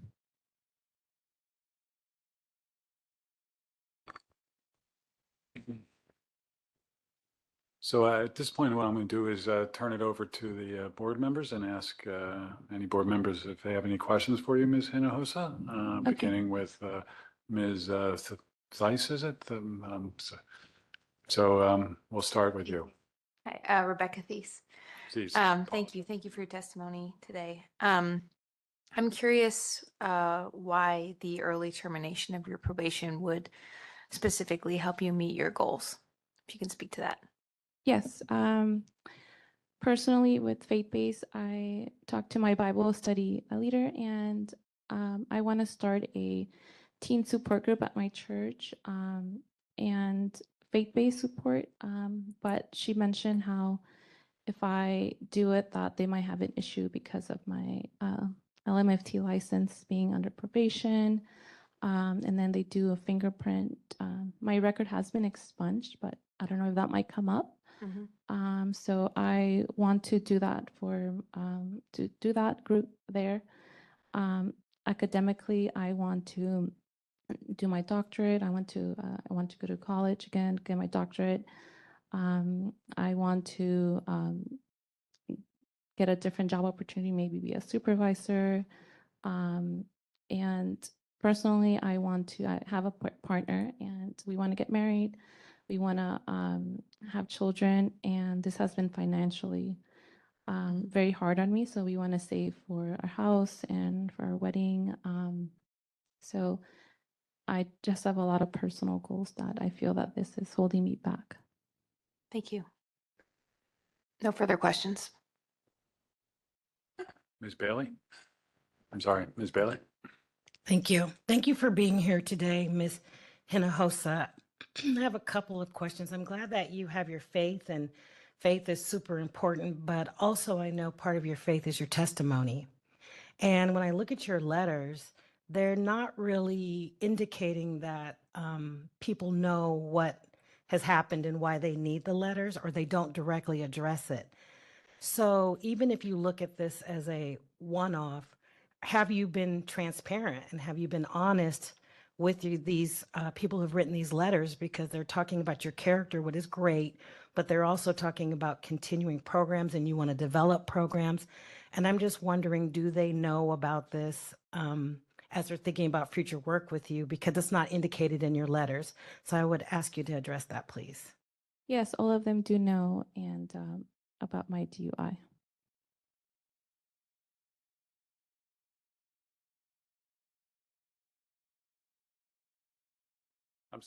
I'm sorry, Dr. Walker, do you have any questions? Thank you, Your Honor. I don't really have any questions, but can someone tell me when her end of probation is? January. It's January 2026? Okay. I don't know why I'm not seeing that on here. Okay, yeah, no questions at this time. Thank you. Ms. Friedman, any questions? Good morning. Thank you so much for being here. You seem very soft-spoken, so I'm just wondering. I think I understood that you do not consider yourself to be an alcoholic. Is that correct? Correct. Is there any time at all, though, that you even think about, I might have a drink or something like that? Or is that completely gone from your mind? That is completely gone from my mind, and it was never hard to stop drinking. I don't have any urges, and alcohol has never been part of the people closest to me, my parents, my siblings, my partner. They don't drink, my friends, so I'm never surrounded by it. So I guess your fiance is somebody who's been very supportive to you. Definitely, yes. Can you talk a little bit, though, about, I understand your Bible study and all of that. Is there anything else that you do that we should know about that you used to make sure that you're never going to drink again? Definitely. Apart from meeting with my mentor from Bible study, I'm a role model to my 3 younger siblings, and I helped them get into college, and that was my biggest motivator as well, to just be a good role model to them. So being their older sister and a role model, I feel keeps me at a high expectation for myself. And if drinking again would definitely not be in my plans. Just seeing my family devastated that day of the arrest, and having to tell my parents, my siblings, that they looked up to me was just heartbreaking. And that pain, I would never want to feel that again. Thank you very much. Thank you for being here. I have a number of questions, but I'm sorry, this is just. Oh, I'm sorry. This is Vice Chair Boyd, correct? Yes, correct. I'm Thank sorry. you. No problem. So there's a number of things I think I'm curious about. One of the big glaring ones for me is there was you mentioned a little bit, referenced it a little bit, and there was some reference in your letter from one of your individual therapists, Kirsten, I believe was her name, about internal change that took place. Can you speak a little bit about what does that actually mean to you? And can you be very specific in terms of behavioral examples of that? Yeah, one of the things we worked on was being a perfectionist and never wanting to do a mistake. And that night was the biggest mistake of my life. And being the older sister in a Hispanic household, you just have to be perfect. You have to do everything right. And that night I did everything wrong. And I felt like my career was over. And she said something so profound yet so simple, that I'm a human and I make mistakes, but mistakes have consequences. And we did a lot of work with just not being a perfectionist and having grace with myself and with others. And it has made me a more empathetic therapist towards my clients that have deep shame with the past mistake that they've done. And now I can truly, truly feel what they're going through. And kind of related to that, the same therapist mentioned that you've made remarkable progress, I think was her quote. Can you tell me what progress is that, and what is she referencing exactly? Yeah, I used to struggle with a lot of anxiety of what would others think of me if I did something wrong, or I would always just have anxiety over something going wrong. And she worked with my anxiety. Now I have fully trust that anything that happens is going to be used for my good. And I instill that hope in my clients as well. So it has really helped me to be a better person in every way. And so can you speak to a bit about, I know you mentioned this was an isolated incident. You don't believe you have sort of a poor relationship with alcohol. How do you reconcile, for me, what happened that night with a poor decision, a lapse in judgment, perhaps, with how we're going to be convinced that you're able to continue to be responsible as a practitioner going forward? Yes, so that day I was telling my colleague about the passing of my father. All the people in my life before then already knew. She was the only person yet that didn't know. So I think that just kind of triggered my feelings of deep grief.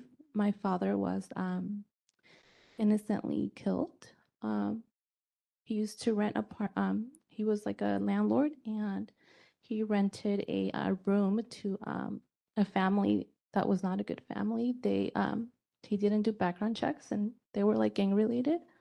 And he increased the rent, and they weren't happy with that, so they stabbed him to death.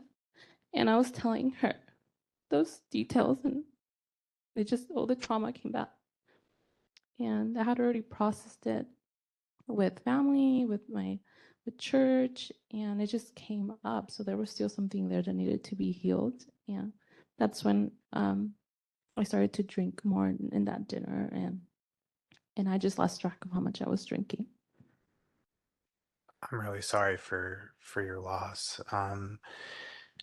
And so, I guess there's lingering questions that comes to me is how do you manage these sort of stressors in your life then currently, given sort of what, given the significance of that, which is understandable, and I don't want to take anything away from that, but how do you manage this kind of currently in your day-to-day life now? Yeah. I've also completed a grief group through my church. There is a certificate. I don't have it. They didn't send it to me in time, but I can also send that once I receive it. So that has helped me to really heal. And they went over how to cope with grief memories and trauma memories when they come up. And what I do daily, I go to yoga classes Saturday morning. I don't work on the weekend, so I go to my local gym and I do yoga. That really helps me to just relax and reduce my stress.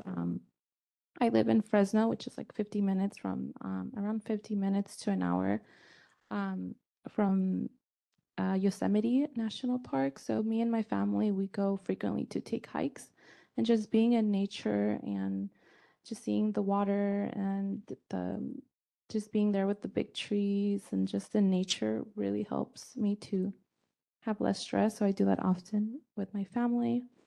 And then weekly, I visit my parents every Sunday after church. We have family dinners. They're my greatest support system, my 3 younger siblings and my 2 parents. And they also volunteer at the church. So I have a big support system. And most of my friends are from church as well. We meet with weekly Wednesday nights for Bible study.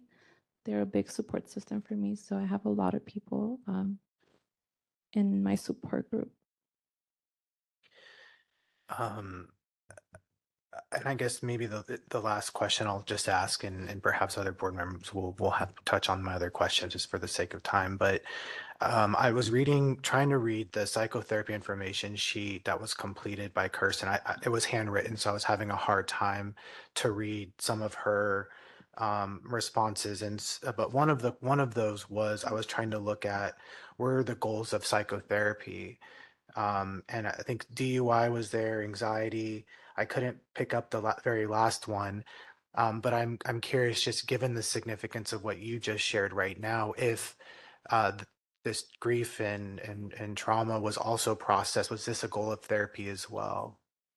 It was not, because it was already processed in my grief support group at church, which I received a certificate. Mainly the therapy sessions with her were about the anxiety I felt with just the daily check-ins, with how I can just move forward from this, feelings of guilt and shame, obviously consequences of drinking and driving, and how to move forward. And was that by a licensed therapist that ran the support group at your church? They're counselors, but I don't know. I can ask, but they're just like a religious grief support counselor. Okay. Yeah. And I'm sorry to hone on it, because and the reason why I'm kind of focusing on this a little bit is just because, there's a significant event that happened in your life. I think anybody would feel very similar, right, in your situation. And I guess my concern is, a support group is different than going through and really processing significant loss. Would you agree? Yes, which I meet with my Bible study mentor. I meet with her often, and with her one-on-one, we deeply went over grief, what the Bible says about grief, and the healing was mainly spiritual for me. But I do understand that therapy is needed for that. But for me, I feel like I've healed spiritually with the support I have from my faith. Okay. No further questions for now. Thanks. Chair Strock? I think I just want to follow up a little bit on Dr. Boyd's questions. It's with the profession that you're in, is there sort of a reason that you actively chose not to process your grief in therapy? So you have this opportunity as part of this process to, explore a variety of things in therapy. It doesn't just have to be about this process. So is there a reason you didn't choose to explore that grief trigger a bit more in that professional setting? Yeah, I just felt like my faith is so important to me, and I wanted to process it in a lens of faith-based for me. That was just a personal preference or value of mine. Okay. And then clarify for me, I wasn't sure. I know folks around you don't drink. Do you plan to continue not to drink if you were off probation?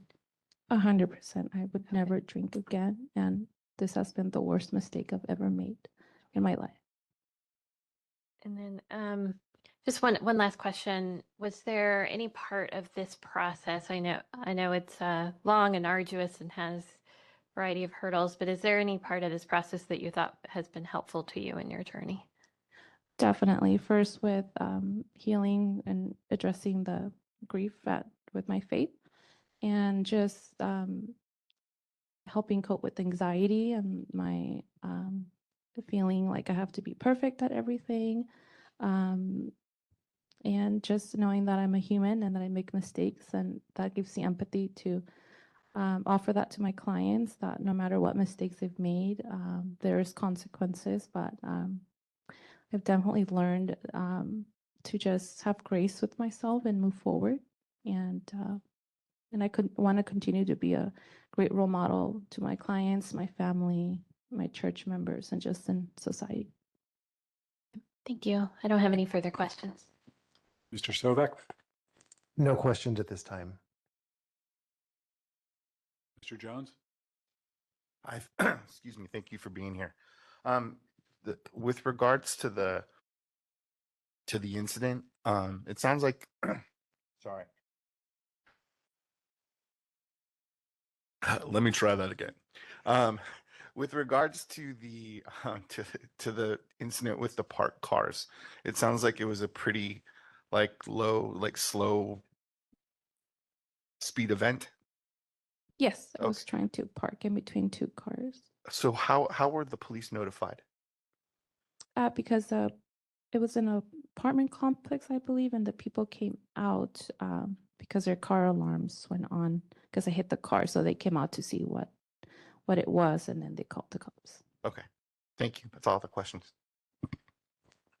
Mr. Huff? Mr. Huff, thank you for being here. I have a couple questions. One is a clarification to Board Member Bailey's earlier point. She asked if the letter writers knew about your probation and a request to have early termination. You said that they knew about the DUI. Do they know that you're requesting early termination? Yes, they do. Okay. Thank you. You go to AA, you don't have a sponsor, nor have you, and you don't do the steps. What do you do there? I talk about the incident that happened, all of the shame and guilt that I feel, and then I listen to the other stories of the people there and just how insightful it was that maybe this incident happened for a reason. And I hear all these stories of people losing their families, their children, and I want to be a mom and wife, and it just makes me reflect of, maybe this happened for a reason, because I see all these people talk about how they've lost their homes, their families, and I would not want that to happen to me. Yeah, and you said that you plan on having ongoing sobriety. Correct. Help me understand why you're sharing, why you're participating in AA, and why you are planning to have ongoing sobriety when you are adamant you don't have an alcohol use disorder or a problem with alcohol. I feel that they're a support system for me to remind myself of that event and to not do that again. And I just like listening to other people there talk about their stories and just to have an extra support there. So you're going because it provides extra support. Hey, why is there ongoing sobriety after probation ends? If you don't have an alcohol problem or a problem with alcohol? Yes, I don't plan to drink again. Why? For context, typically people who come in front of the board say, I'm an alcoholic, I struggled, here's my situation, I plan on having ongoing sobriety. We heard that earlier. If you don't have a problem with alcohol use, why is your plan to have ongoing sobriety? I would not want to have an opportunity for something like that to happen again. So I do not want to open that door for that to happen. Understood. Thank you. Your therapist wrote in their letter that you've abstained from alcohol in the last year.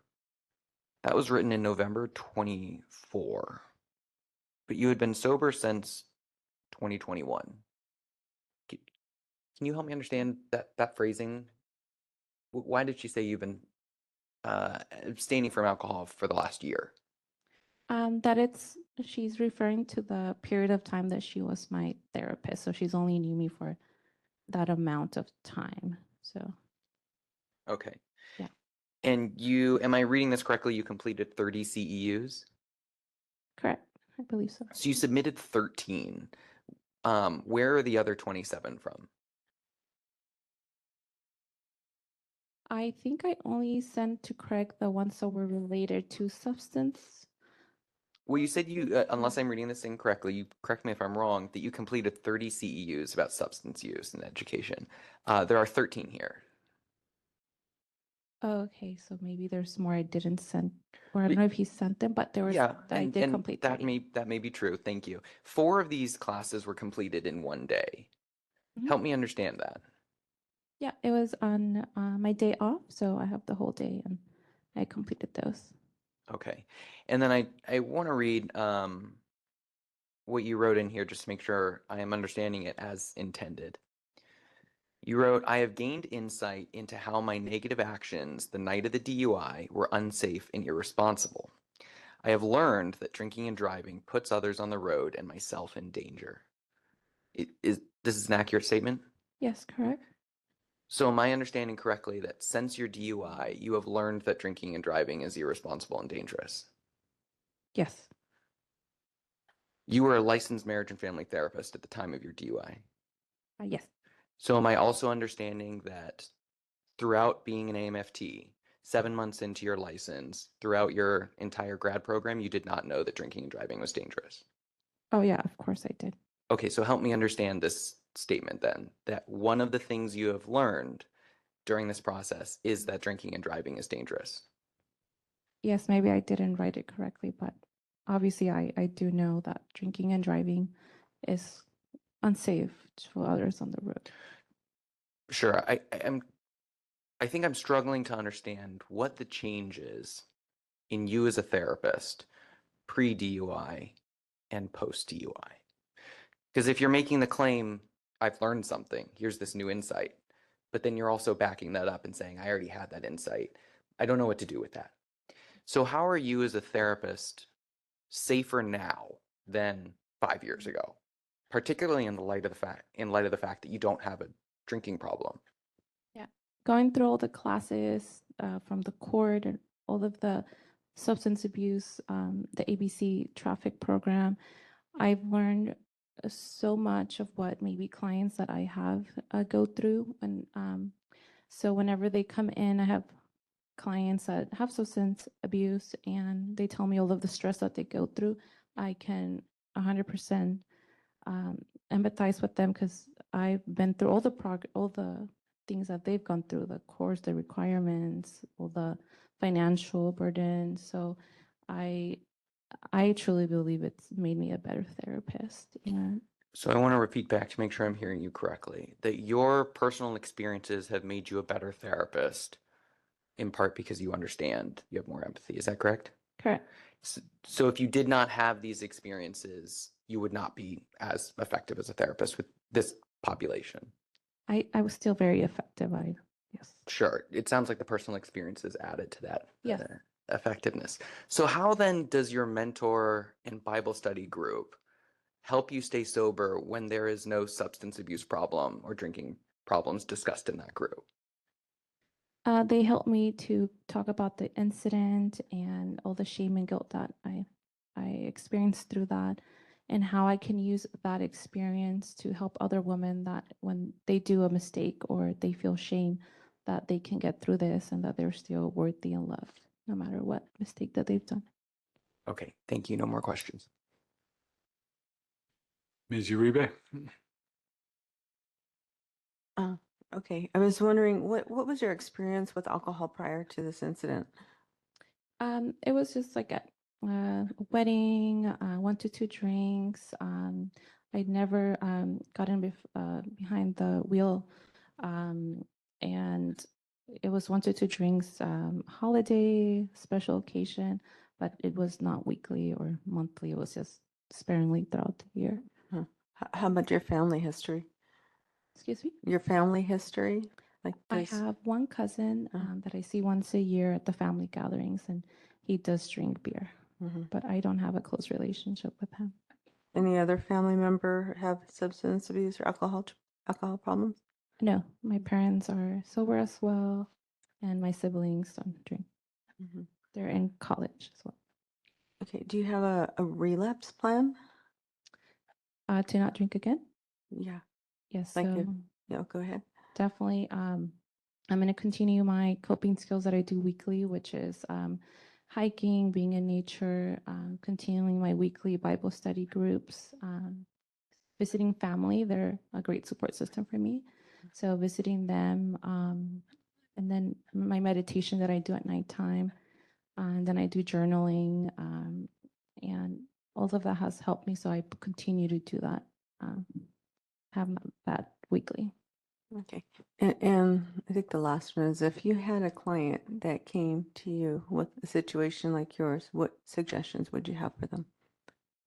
Like if they had a DUI, so what suggestions would I have? Similar situation like you. They were coming to you for help.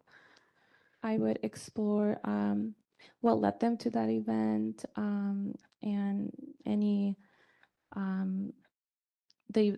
what type of mindset they were in, or any triggers or trauma that led them to that. And then I would go over coping skills, support system, and get them into any programs that they might need, if it's either AA or if they're faith-based, if they're connected to someone that can mentor them, and obviously refer them to substance abuse program, depending on how severe. And if you were granted, like not, your penalties released, what would you do?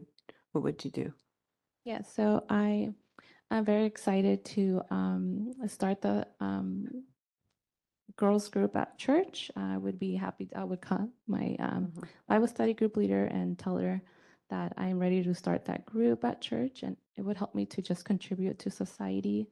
And I'm going to be an aunt in October for the first time, so I would spend my time just being a role model to her, and definitely get married, have children, and just save for a home. And then I do want to go back to school to get my doctorate. I don't know if I want to do LMFT or in another field or in biblical studies, but I want to continue my learning growth.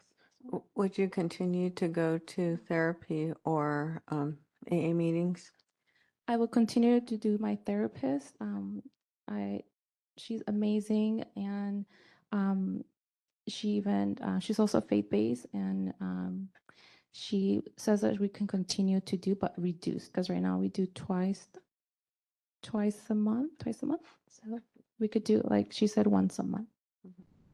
How about AA meetings? I can continue to do those as well. And getting a sponsor, is that something that I feel after this meeting maybe could be a good idea as well? Okay, thank you. Okay, anything else, Ms. Hinojosa? I think we have two more board questions. Just a quick question. I don't know who raised their hand first. So. Just quick clarification. You write in your just for the record to be Justin clear, Huff, thank you. Mr. Huff. You write, quote, "My therapist stated I have achieved my therapy goals and that I no longer meet medical criteria for therapy services." If you're a therapist and your clients no longer meet medical criteria, do you continue seeing them typically? No. So why are you continuing to see your therapist? Or It's- why would you at post probation? To help me support me in my next life goals, becoming a wife, and the stressors of marriage, or moving in with my partner, all of those possible stressors that can just transitioning into new life transition. Great, thank you. And last question. Thank you for your patience. You've said a couple times that probation is hindering some of these future goals, and I think I clearly understand why it may be hindering a church support group. How is probation hindering you being an aunt or a mother or a wife? So apart from the financial of having, I think it's like $280 for the supplies each month, and that could be used to save for our wedding, our home, and all the plans we have. And with being an aunt, obviously I want to spoil my niece. Her name is going to be Jasmine. So yeah, just maybe those. Thank you. And so if financial barriers were reduced, would probation continue to be helpful? I feel like I've gained all of the strengths and coping skills that I needed from this journey. I truly believe that um, I've just learned and gained so much already. I don't feel that I can further gain just 5 more months. I don't think I need that. Understood. Thank you very much. Sorry, Ms. Friedman, do you have any questions? I heard you mention several times perfectionism, and perfectionism is a very hot topic these days. And I'm sure that you're aware that perfectionism has other psychological ramifications. And I'm sure you're very aware of all of those. So I'm wondering if in your continuing work with your therapist, you're dealing with perfectionism. Yeah, so I'm sure I'm gonna have some anxieties about, like I said, just being a wife, the next new chapter in my life. So I'm sure some anxiety might come up, or some aspects of my perfectionism could come up. So I think she could be helpful in that. So when you're dealing with your clients, is that something that it's a subject that you deal with often? Oh, definitely, yes, a lot. Thank you. Okay, Ms. Hinojosa, anything else? I have a question. Okay, Billy, you may proceed. Just a final question that's kind of just sticking in my head. What drew you to be a LMFT in the first place? What drew you to this being your career trajectory, and what about the work makes you want to continue in it? So I don't know if it's because I'm the eldest of all my siblings. I've always been natural at listening to other people's stories and stressors, and I'm a great listener and very compassionate and kind-hearted. And it was just natural for me, and I've never considered any other profession. Like when people ask me what else would you do, nothing comes to mind. My purpose is to just make a my main purpose in life is to make a impactful change in the world, and through my therapy I do that with my clients. All of my clients tell me that they've made so much progress with me compared to previous therapists. So I truly believe I'm an amazing therapist, and I love what I do, and I wish I can continue this for many years. Any other questions from any other, Mr. Sovek? John Sovek, LMFT.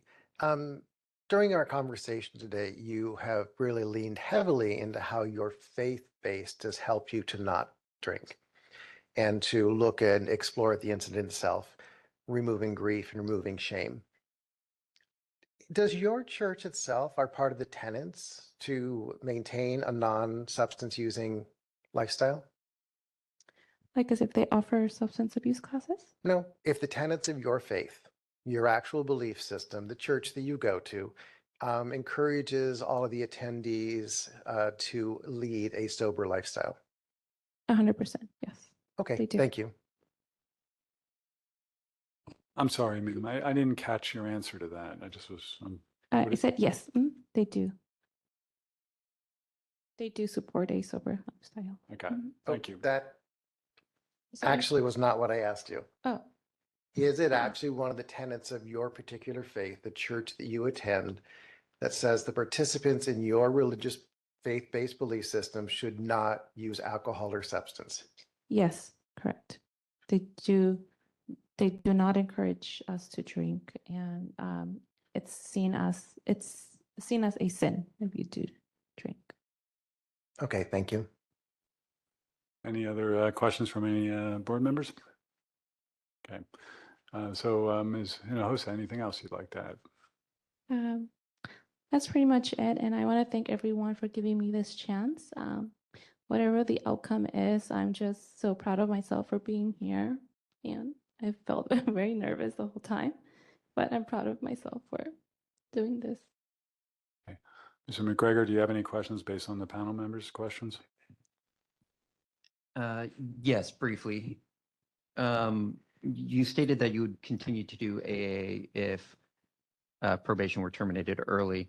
I guess my question is similar to one of the board members, but why would you continue to do AA if you don't feel that you have a problem with alcohol or alcohol use disorder? I guess I just got used to having that group that I go to and support system, and it's just having an extra support system for me. Okay, thank you. Nothing further on that. Okay, so with that, we'll proceed with first with the Attorney General and any recommendation the Attorney General may have with regard to the petition for penalty relief. Mr. McGregor. Yes. First, although we want to commend Ms. Hinojosa for all of the work that she's done and for the lack of any other incidents, there's no prior criminal history related to alcohol that we're aware of, and she's compliant with probation and all the requirements of probation. There are a couple areas of concern. One is the underlying BAC for the incident was a 0.20, which is strongly correlated with alcohol use disorder. Although that's a correlation, you can't say that there is alcohol use disorder. That is a very significant departure in BAC for somebody who claimed to only drink 1 to 2 drinks socially at weddings or otherwise. Although that might have been brought about by an isolated incident of processing grief while over the loss of her father at a restaurant. One of the things that was of concern was the sort of lack of materials related to insight of the alcohol use in particular here. There is a lot of materials related to her faith and sort of therapy in general, but even in the psychotherapy notes, where the handwritten ones, the concern that were discussed, although they discussed a DUI, the focus seemed to be on the effects of the consequences of it, the fact that the probation itself was giving her anxiety, and not sort of the underlying incident or her reaction to the underlying incident. And so, although she's talked about processing grief through her church and through her faith, one of the things that's sort of lacking is what if there's another issue that comes up separate and apart from grief? She hasn't really expressed, or at least in the materials, that she has the tools to prevent that sort of incident, because somebody who's only used to drinking 1 or 2 drinks ever doesn't lose count. They know when they're drinking more than 1 or 2 drinks.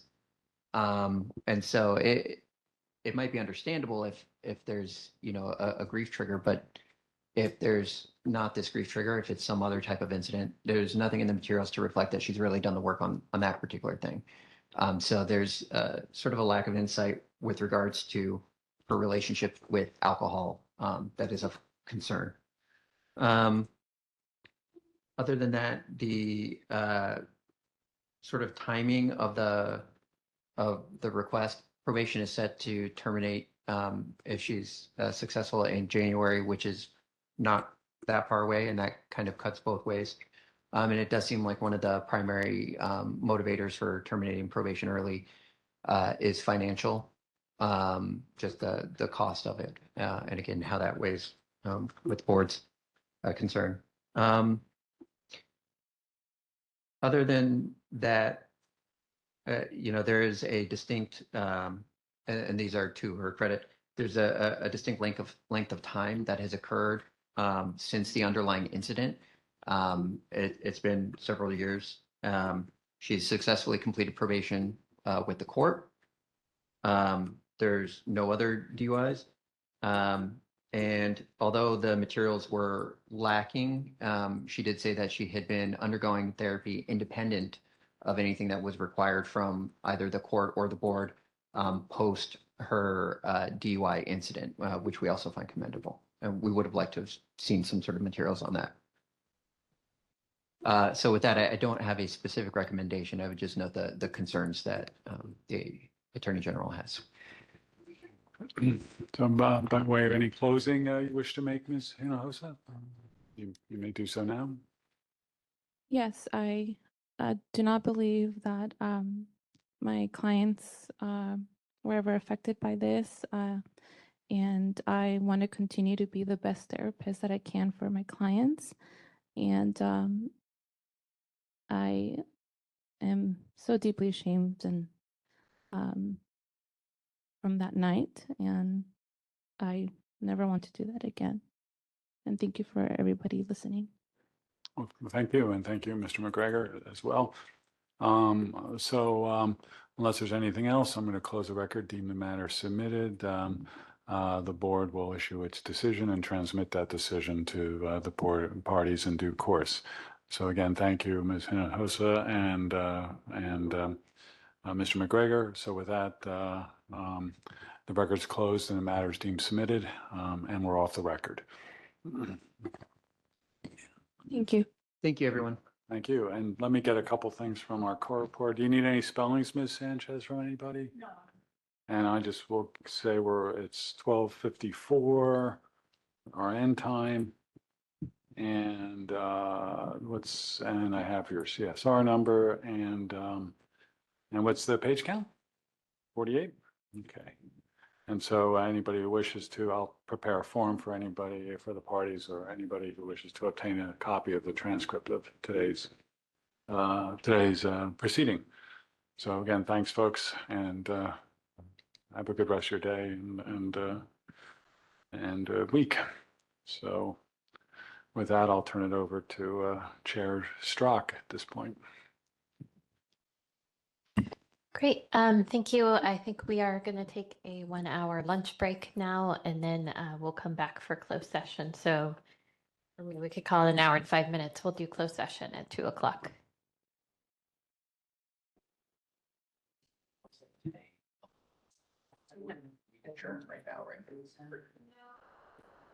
Do we, Sabina, do we? Oh, that's true. Sabina, do we officially adjourn now? Because we're not coming back after closed session? Why don't you go on and say, after closed session, we'll be recessing until tomorrow morning at. Okay. Right. The board will be returning at 2 p.m. for closed session. We will not be returning to public session today. We will re-adjourn at 9 a.m. tomorrow morning.